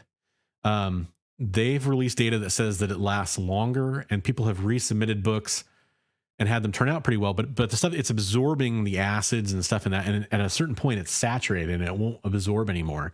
So really you'll have to kind of reholder, maybe not every 5 years, maybe every 10 years or something like that. But there's going to be a lot of interesting stuff as people crack slabs that are old enough, 12, 14, 15 years, kind of getting to the upper limit of CGC now. But people have submitted some of those high dollar books and then getting them cracked and resubmitted. And, then do they get a grade loss because the corners have been rubbing if they haven't been maintained very well, or because the comics deteriorated? It is paper. I do recommend, if you're not going to slab, and it's not necessarily the best way to preserve the book, there are archival options. There are plenty of good archival supplies out there you can Google. I like the eGerber stuff, but it's really hard to get a hold of right now. But yeah, that's another good point too. Yeah, 100%. But then, some of those artists, it's like if you were collecting every Tyler Kirkham or variant, or I'm trying to think of it, Ryan Brown, or they do tons. Have a good night, Starset. Probably. Well, so I'm reading Berserk right now, but it's real slow going for me.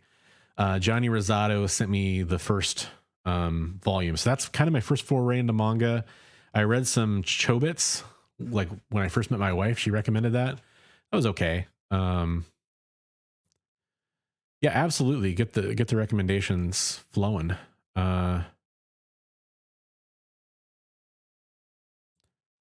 Barbaric was fun. Cool. So I'm mostly cut. Let's see how many people we have in here real fast. Probably not a whole lot. Oh, we got 22 people. Wow, guys, we have a lot of people in here. That's pretty awesome. You guys are enjoying watching me ramble about stuff aimlessly. So real fast, I'm kind of getting near the end of the show. I do want to show off the Super Chat prize. Keep in mind, it is cracked on the corner, but it does not affect the book. Speaking of slabs, if you wanted this gorgeous Patrick Gleason Webhead 9.8 Amazing Spider-Man 55, this has been donated by dangerouswaterscomics.com. Some books basically fell and got cracked, and their loss is our gain, and we get to give these away over the next few weeks. I have not just this particular comic. I've got a few other slabs that are pretty cool, and that's the one I decided to start off with this week. So if you want a super chat, you get a chance to win that. I'm going to talk about a couple more quick things, and then we will do the drawing for that. Rob 9009 says ramble on. The robot. Yes. Yeah, I'm sure it is. I'm sure it is. I mean, like so I met my wife 15 years ago. Longer. Boy. Yeah. 15 years ago, I think this is right.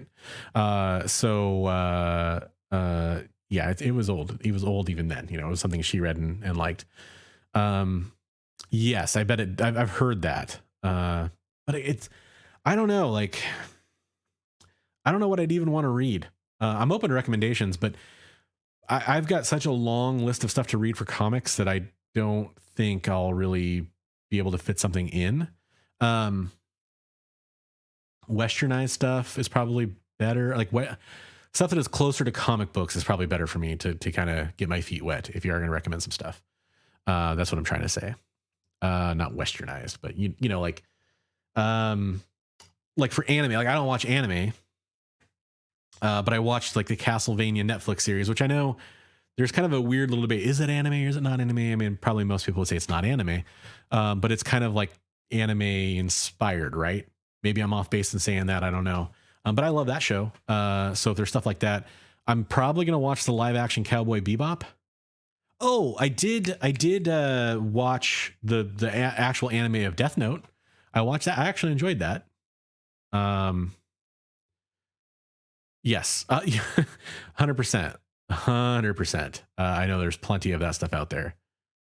Yes, I've got a lot as well. My Comixology list, I pick up a lot of their stuff on sales, like essential collections, which are pretty big. Omnibus, that kind of stuff, and it's tough.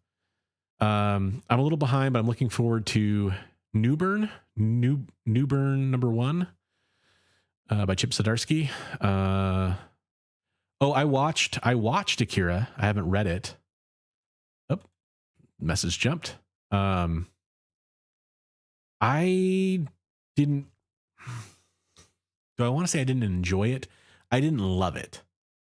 But it's probably a bit like watching Star Wars: A New Hope for the first time. It's been copied. It's been the inspiration for a lot of works. By the way, I keep adjusting my glasses. I usually have these little pads that kind of hold my glasses on my nose, and they fell off, and I haven't had a chance to put them. So I'm like, all right, keep adjusting my glasses. You know what? I could freak everybody out. This is what I look like without glasses. That always freaks people out. I could do that, but then I can't read chat. But yeah, I'll keep adjusting those, and sorry about that. Wicked City. I'll look into it.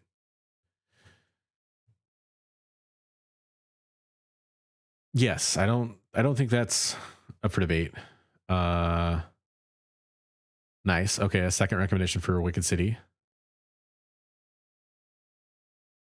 Ooh, so it's crime noir, huh? I like that stuff. Well, everybody's recommending stuff to me. I'm going to recommend stuff to you guys. Did you read the Dresden Files? It's urban fantasy, Chicago's only wizard. I love that series. That's one of my favorite book series of all time. Ah. Oh, because of the glasses? Yeah, well, it's always good for freak people out. I didn't wear glasses for 30, 32, 34 years of my life, something like that. So I'm still actually kind of getting used to them a little bit.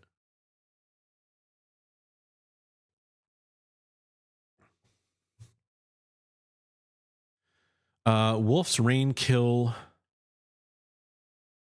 Wolf's Rain Kill Law Kill are some of the best. Vampire. Oh, I've heard of Vampire Hunter. Sorry, Vampire. Is it Vampire Hunter D? That's yeah. That's the other thing. The names of anime and manga are very funny to me. Like not like in a bad way, but Vampire Hunter D. Why not just Vampire Hunter? That's a cool name. This is a guy who knows nothing about this stuff talking about it, by the way. Freely admit that. Okay, so what else did I have to talk about? Oh, so talking about what I've been reading, I'll talk about that a little bit. This is another segment since we're kind of already doing it. This is kind of my comic book club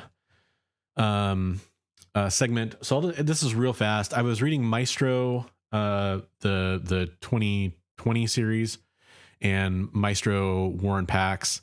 I think I have like one issue of Warren Pax left to read. Interesting stuff. So, Trade Paper's been, or is a fan of, I shouldn't say been reading, you read at some point. Fist of the North Star, I've heard of that. Elfin Lied. Can't even really deduce what that was about. Elves, I assume. Vampire Hunter D, Cowboy Bebop, anime fan. Oh, okay. So it has to it's like a iteration thing.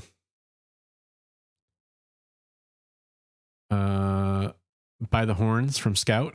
Okay. I haven't read much indie stuff recently. So I'm down for indie recommendations too. Again, they would go to the bottom of my list probably of this giant stack of stuff I need to read, of course. So yeah, I enjoyed that. Like I enjoyed Future Imperfect. I actually am probably going to do a video about this because I read Future Imperfect for the first time in 20 years, probably earlier this year. And I forgot that Hulk gets raped in Future Imperfect. And that's weird to me. So that's probably something I'm going to cover in like a talking nerdy episode pretty soon. But I was reading it and I kind of just was like, it's such a weird story to read in 2020, 2021. I think I read that in 2021. And so I wanted to read the follow-up stuff. So I read those. Interesting stuff. I mean, it very much feels like prequel, which it is, obviously. I've also been reading X-Force Volume 1. The Rob Liefeld X-Force, which is a chore, in my opinion. I was never a gigantic Liefeld art fan. Like, I feel like the Liefeld art fan is kind of like the Nickelback of comics, making fun of Liefeld art. And I think that to some extent, he gets a little bit of a bad rap. I think to some extent, Nickelback gets a bad rap.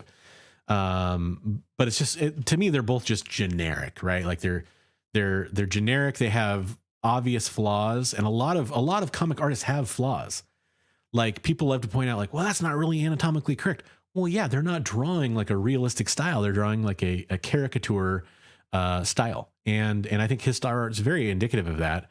But with some obvious anatomy problems on top of it that aren't consistent to his own style, and that's a problem. And it's very apparent, and the writing is just terrible. But I'm reading it because of the early-ish Cable stuff where people, they didn't know who he was. The Strife stuff, like I kind of forgot a lot of that, so I'm kind of rereading it for that reason. And then I'm, like I mentioned earlier, I'm finally reading the King in Black winding down of Venom stuff.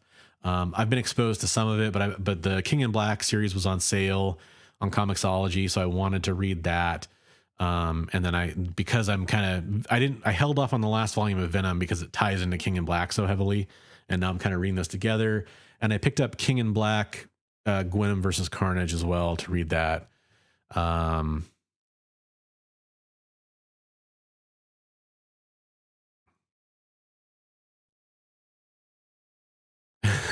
Yeah.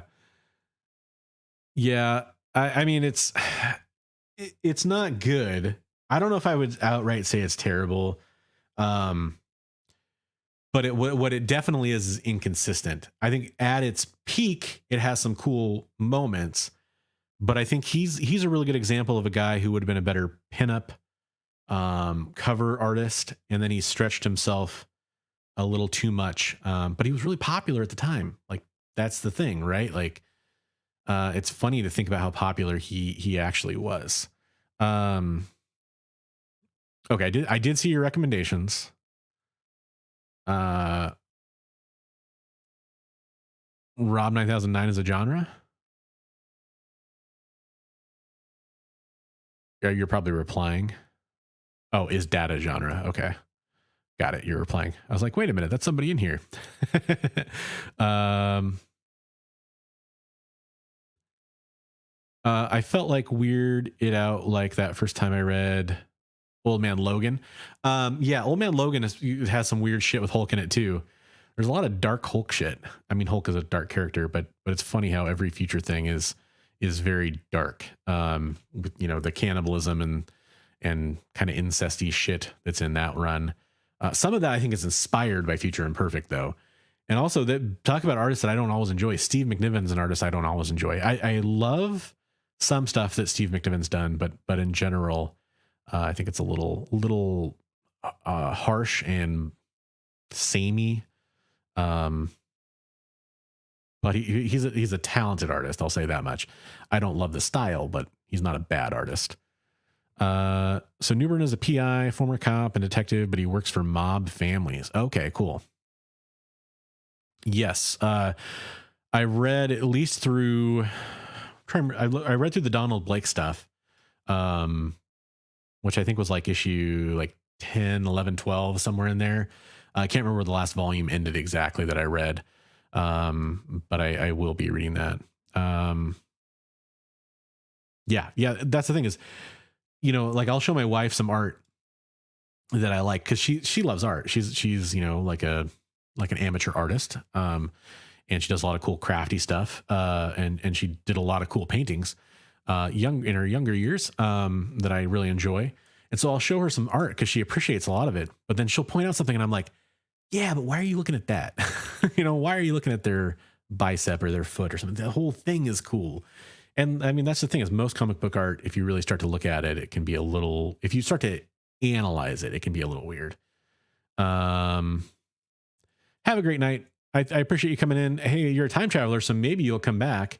You say you're promiscuous too. So either you're promiscuous about your time traveling or you're promiscuous about other stuff while you're time traveling. So maybe you'll come back and let us know how the show went. Yeah, it was nice to have you around. Hey, speaking of my wife, there she is, the Copper Age babe.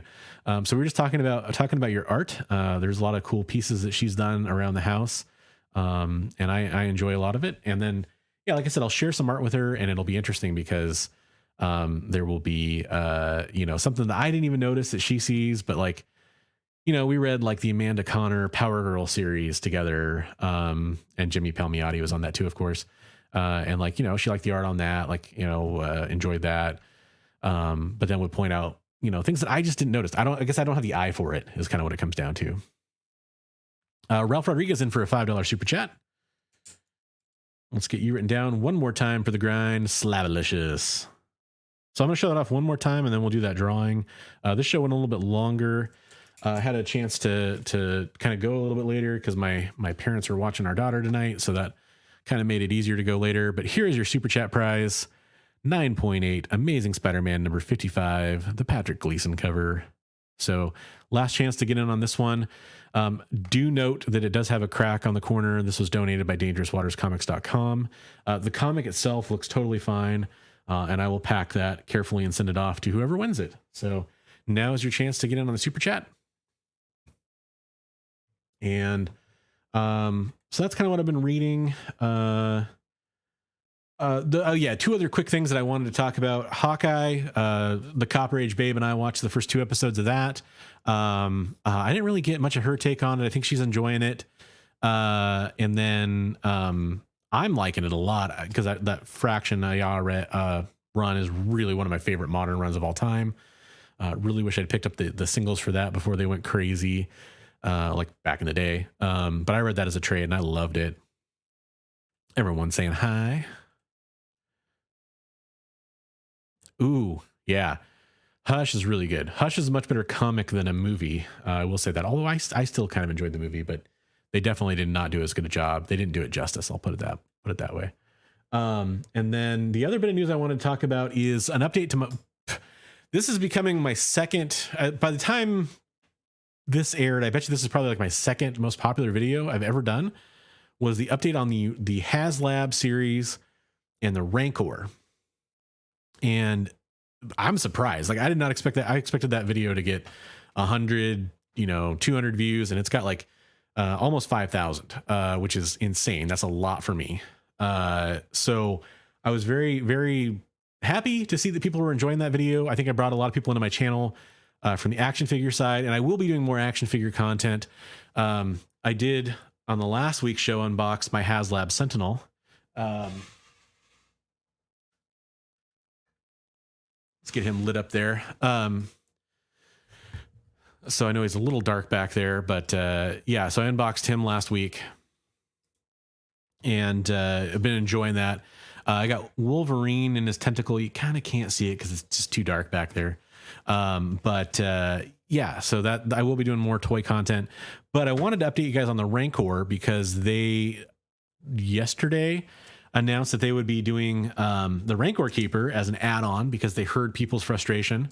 So if it gets to 9,000 backers, they're going to automatically kick in the Rancor Keeper as an uncarded loose figure, which is cool.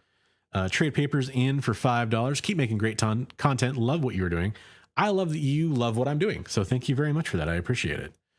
The positive response, like I said, there's occasionally a negative Nancy that comes in, but for the most part, it's been pretty positive, and that's what keeps me wanting to do this stuff. So, but yeah, they announced that they're going to do a Rancor Keeper, which is something that people were pissed off about. Now, if they could do Ula, the Twi'leki slave dancer that ends up in Jabba's pit, if they were going to do a figure of her, that would kind of, I mean, I still wouldn't back it because it's too expensive for me, but I think that would really go a long way towards what people were looking for. But they at least made a compromise. You could also argue that they made a last-ditch desperation play to get this thing backed. They probably had plans to do, I think his name is Malakil, I think something like that. They probably had plans to do him anyway, which sucks if that's true because they should have included him with that HasLab project. But hey, I mean, at least they're adding that in. I did see Yakface, who's a very, very huge Instagram comic action figure guy, made a comment that this is altering the deal, and it sets an unusual tone for HasLabs going forward. And that's a great point. Kind of bribing people at the last minute to get the project funded does set an interesting precedent. But at the end of the day, this is something that should have been part of that HasLab to begin with. I have mixed feelings on it, but I did want to provide that update. Maybe somebody watching this knows me for that action figure video or my action figure content. And so I wanted to provide that update officially on my channel.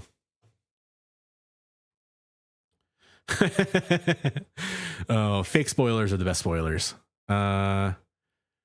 Chingling says the first episode almost lost me, but second episode got me hooked. Yeah, I'm glad they did. It's just kind of like WandaVision. Although WandaVision, even the second episode was a little slow. If they hadn't done that, I think they would have lost a lot of people. But they released both episodes at the same time. I've heard really good things about the third episode, but I haven't watched it yet. What does this Rancor figure have a Luke Skywalker figure with? Yes, it does. I don't know if you're saying why does it, or if you're just literally asking, does it have a Luke Skywalker? But yeah, it has the Return of the Jedi, Luke Skywalker, the Battle of Endor Luke Skywalker, whatever you want to call him, Jedi Knight Luke Skywalker sometimes is what he's referred to as. It does include a version of that. We got one last year. This one's a little bit different. I mistakenly assumed that it was the same figure, but I think that is slightly different. I think it's a new head sculpt, and I think there's a new mold that's used for part of the body, I want to say, for that Luke Skywalker figure. But yeah, you get a Gamorrean guard, Gamorrean Guard. I don't really know which way that one's pronounced. Luke Skywalker, Salacious Crumb, a bunch of plastic skulls, a cardboard backdrop, and the Rancor for 250, 350, 350. I don't have the details fresh in my mind, but yeah, it's definitely been controversial when they unveiled all the back. If you're not familiar, when they unveiled all the backing rewards, a ton of people withdrew their support for that project, which would make it, I think, the second HasLab project that never got backed. The other one was a life-size Cookie Monster figure or puppet. I don't know. It's like a doll, I guess, basically.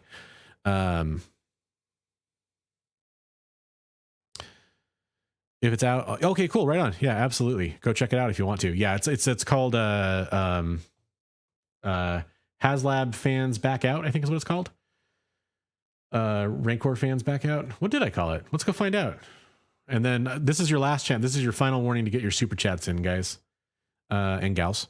And I will do that drawing here next. What did I title it? I titled it Current State of HasLab and Rancor Backlash. It was uploaded 9 days ago, and it's currently at 5,900 views. So that makes it my second most popular video to date, after my No Phones in the Comic Shop video, which remains the top dog at like 7,000 views, which is fun. 7,200 views on that. And guys, we were up to 1,740 subscribers.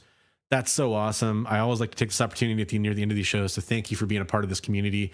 I do have channel memberships. If you want to become a channel member, you get access to some cool emoji in the chat.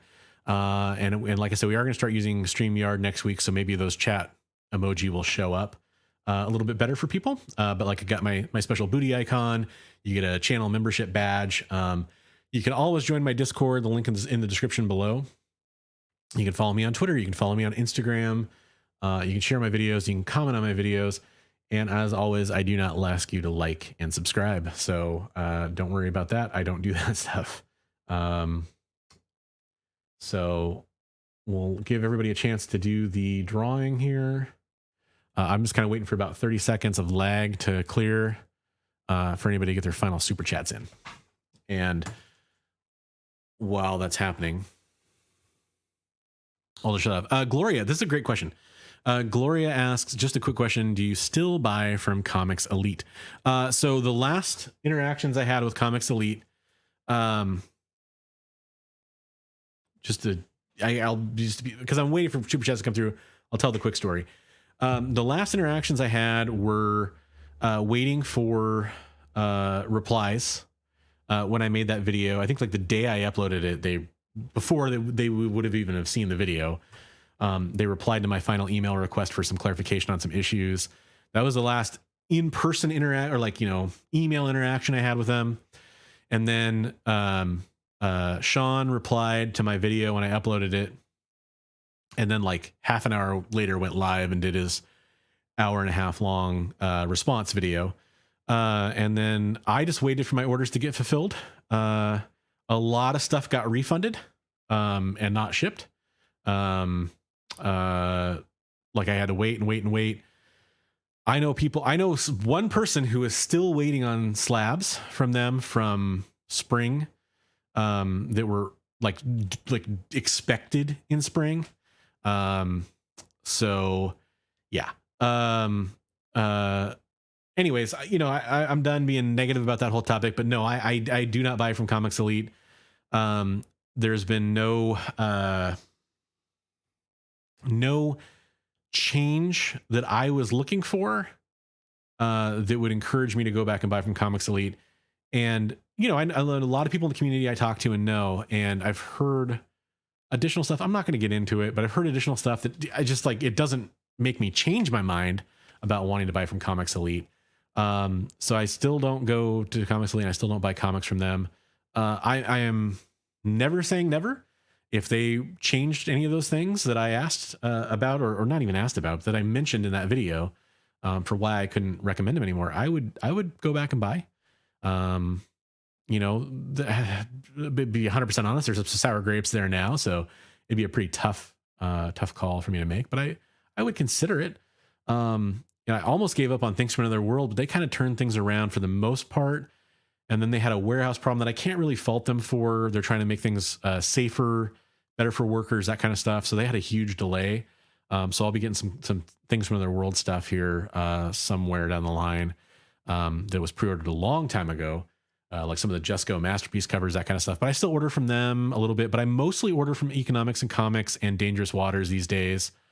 People ask, hey, why don't you do a local comic shop? I don't really have a local comic shop that regularly gets new stuff. There's a couple kind of sort of ones, one of which is the one that kicked me out for using my phone. So I don't go there. And the other one is a comic shop that is mostly like a game store. And, he kind of carries stuff mostly that he's interested in. He doesn't really want to do a lot of ordering. He basically, I go in there, I buy some back issues from him. He kind of hits me up when he gets a collection in, that kind of stuff. But he would fully admit that he's not really like in it to have all the stuff that I would order. He's not really into ordering all that. So that's why I still do that stuff. Oh, you're still waiting on some stuff from them. Okay. So there's another person from the community that's still waiting for some stuff. And I've heard that a lot, and I have no interest. I don't want to knock them. The point of that video was never to knock them. It was just to like share my frustrations, because this whole channel is my experience as a comic collector and what I enjoy and what I experience, and sharing that with you guys and gals, and that's what I do. So that was part of that experience. And I swear, when I made that video, I expected like 200 people to watch it again, at most. Kind of like the Rancor video. The videos that I expect never to do well, a lot of people end up watching them. The videos that I expect a ton of people to watch, nobody watches them. So it's really hard to kind of figure that out on YouTube. And part of it is I don't really make videos just to get views. Occasionally I'm like, oh, I bet you this will do really well. And I'm kind of excited for that, but it's also the content that I want to make. And I just kind of wanted to update everybody about that. So that's kind of where that came from, and kind of how it ended. And I'm happy that I finally got all the stuff that I needed from them, or my money back on stuff that they didn't send out. They still didn't take care of some of my damages. And they kind of mocked some of my damages on their little reaction, saying it was a 9.8. It was not a 9.8. And I have a pretty good track record on predicting 9.8s too, and it was not a 9.8. So I'm just glad to be done with them, and I'm glad to have moved on from that. So I appreciate the question, but yeah, that's what I have going on. Bronze Age DJ T, thanks for Another World. It's hard to say TFAW, but I always type it that way. Seems way backed up. I switched to Midtown. Yeah. Thanks for Another World is interesting. Hold on, I gotta check a message real fast. And their backup right now is from the warehouse problem, but they always were kind of on a like a, they say you should ship your comics. Like I have it set for every 4 weeks, and it was taking like 6 weeks. So I'm okay with it, because I don't really need my stuff like that quickly. Like I don't mind, like I'm not flipping stuff immediately. A lot of it's just stuff from my personal collection. So I'm mostly okay with that, but yeah, it's not great. Economics and Comics ships out stuff really quick. If there's a delay from the distributor, he will wait for it to come to ship your stuff. He communicates about it every step of the way. And that's what I want from my comic book seller. DangerousWaters.com suspended some FOC stuff because of some issues. Not my story to tell, so I won't tell it. However, those will resume. And that's a place I would recommend as well, buying FOC books. I have bought FOC books from both those places and had good experiences. So those are the two places I recommend. There are plenty of other good places to buy your comic books online. Comic Corner's another really good one, for example. There's more. But I just try to stick to like where I get the best experiences and mention those. And there's plenty of good places, but those are some of the ones I recommend. Yeah, 100%. I miss it. I used to live in Portland at one point, and I've lived in, near other major cities, or cities with good comic book stores, and could just hop over and, Things from Another World. I used to physically go to Things from Another World, the kind of West Portland location out in Beaverton. I used to go to that comic shop every week. That was my comic book store. And then their downtown store in Milwaukee, Oregon, which is in Portland, basically the Portland metro area. That's the one that's right across the street from Dark Horse. If you guys don't know, Dark Horse owns Things from Another World. They have a very cool way of representing themselves, though. They don't like, they always have plenty of Dark Horse stuff. Like any Dark Horse thing you want, they'll have. That's how I got a lot of Empowered, for example, and Aliens versus Predator and all kinds of cool stuff. But yeah, going to that shop was a hell of a lot of fun. I really enjoyed going to that shop. I do miss those days. Or I used to go to like Excalibur in Portland, which is really cool too. I like comics in Vancouver, also a really cool place to go. And there's plenty of other great shops too, of course. Okay, so no other super chats have come through. I've been yakking away, so I'm going to go ahead and get the super chat drawing done.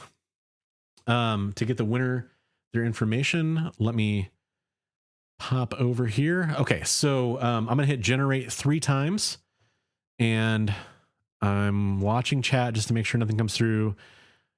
So at this point, if some super chat does come through, I'm going to add you to next week's giveaway. Keep that in mind. Tony Stanks in the house saying Midtown still has the best FOC prices. They usually ship on time and in good condition. Others I've used had increases. Yeah. I've heard good things about them as well in general. Yes, you can do pretty well on pre-order toys from Things from Their World as well. Okay, so I'm gonna hit generate 3 times. The number that appears the 3rd time will be the winner. It corresponds to a number I've written down on my paper that I will show you guys. So it's all transparent. Everybody knows who won. Good luck to everybody that super chatted. I really appreciate those super chats. Let's go 1 time, 2 times, and your winner is number 68. Number 68. And that is a new winner this week, somebody who has not won in the past. That is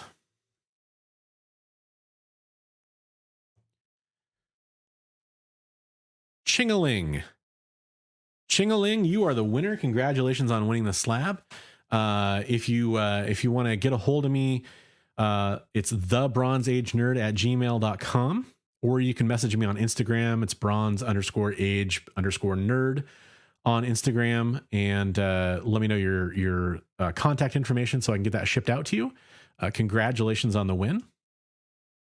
I'm really glad you won. Hopefully you're still in here. Yeah, you were just in here a little bit ago, talking about Comics Elite.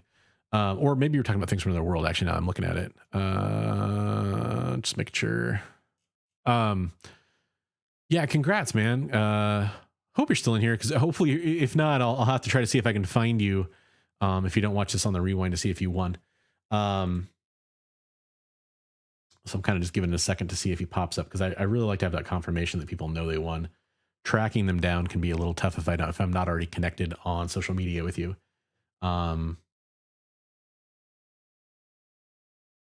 Wow, guys, I still see 20 viewers in here. That's really awesome. Thanks a lot for being part of this.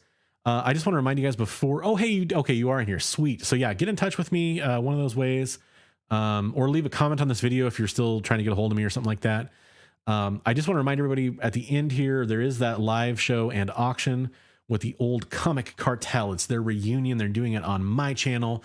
That's Billy from Economics and Comics. That's Hulk Nuts from IG, and it's I Got Issues from IG, which, by the way, I'm wearing my I Have Issues shirt today. Kevin Smith, Silent Bob, in front of his stack of comic books. Love this shirt, very comfy. So yeah, if you guys want to come check out that show on December 11th, I'll be posting the stream preview, like the thing you click on before the stream actually starts, so you can save the date, that kind of thing. Tomorrow, I'll be getting the post up for that. Oh, nice. Okay. Well, yeah, hit me up one of those 2 ways, and I will get that slab shipped out to you. Hopefully tomorrow. I still have to send out last week's winner as well. I try to get those out pretty quickly, but sometimes life gets in the way. But yeah, I just wanted to, always a great show. I was really, hey, well, I'm glad you made it in. Thank you very much. I do appreciate everybody that pops into these. All right, so I'm going to remind you guys, as always, I'm going to sign off the way I always do, unless my voice is tired, which it kind of is tonight. And that's to remind you, hey. Read comics every day. Hope everybody has a great rest of their week.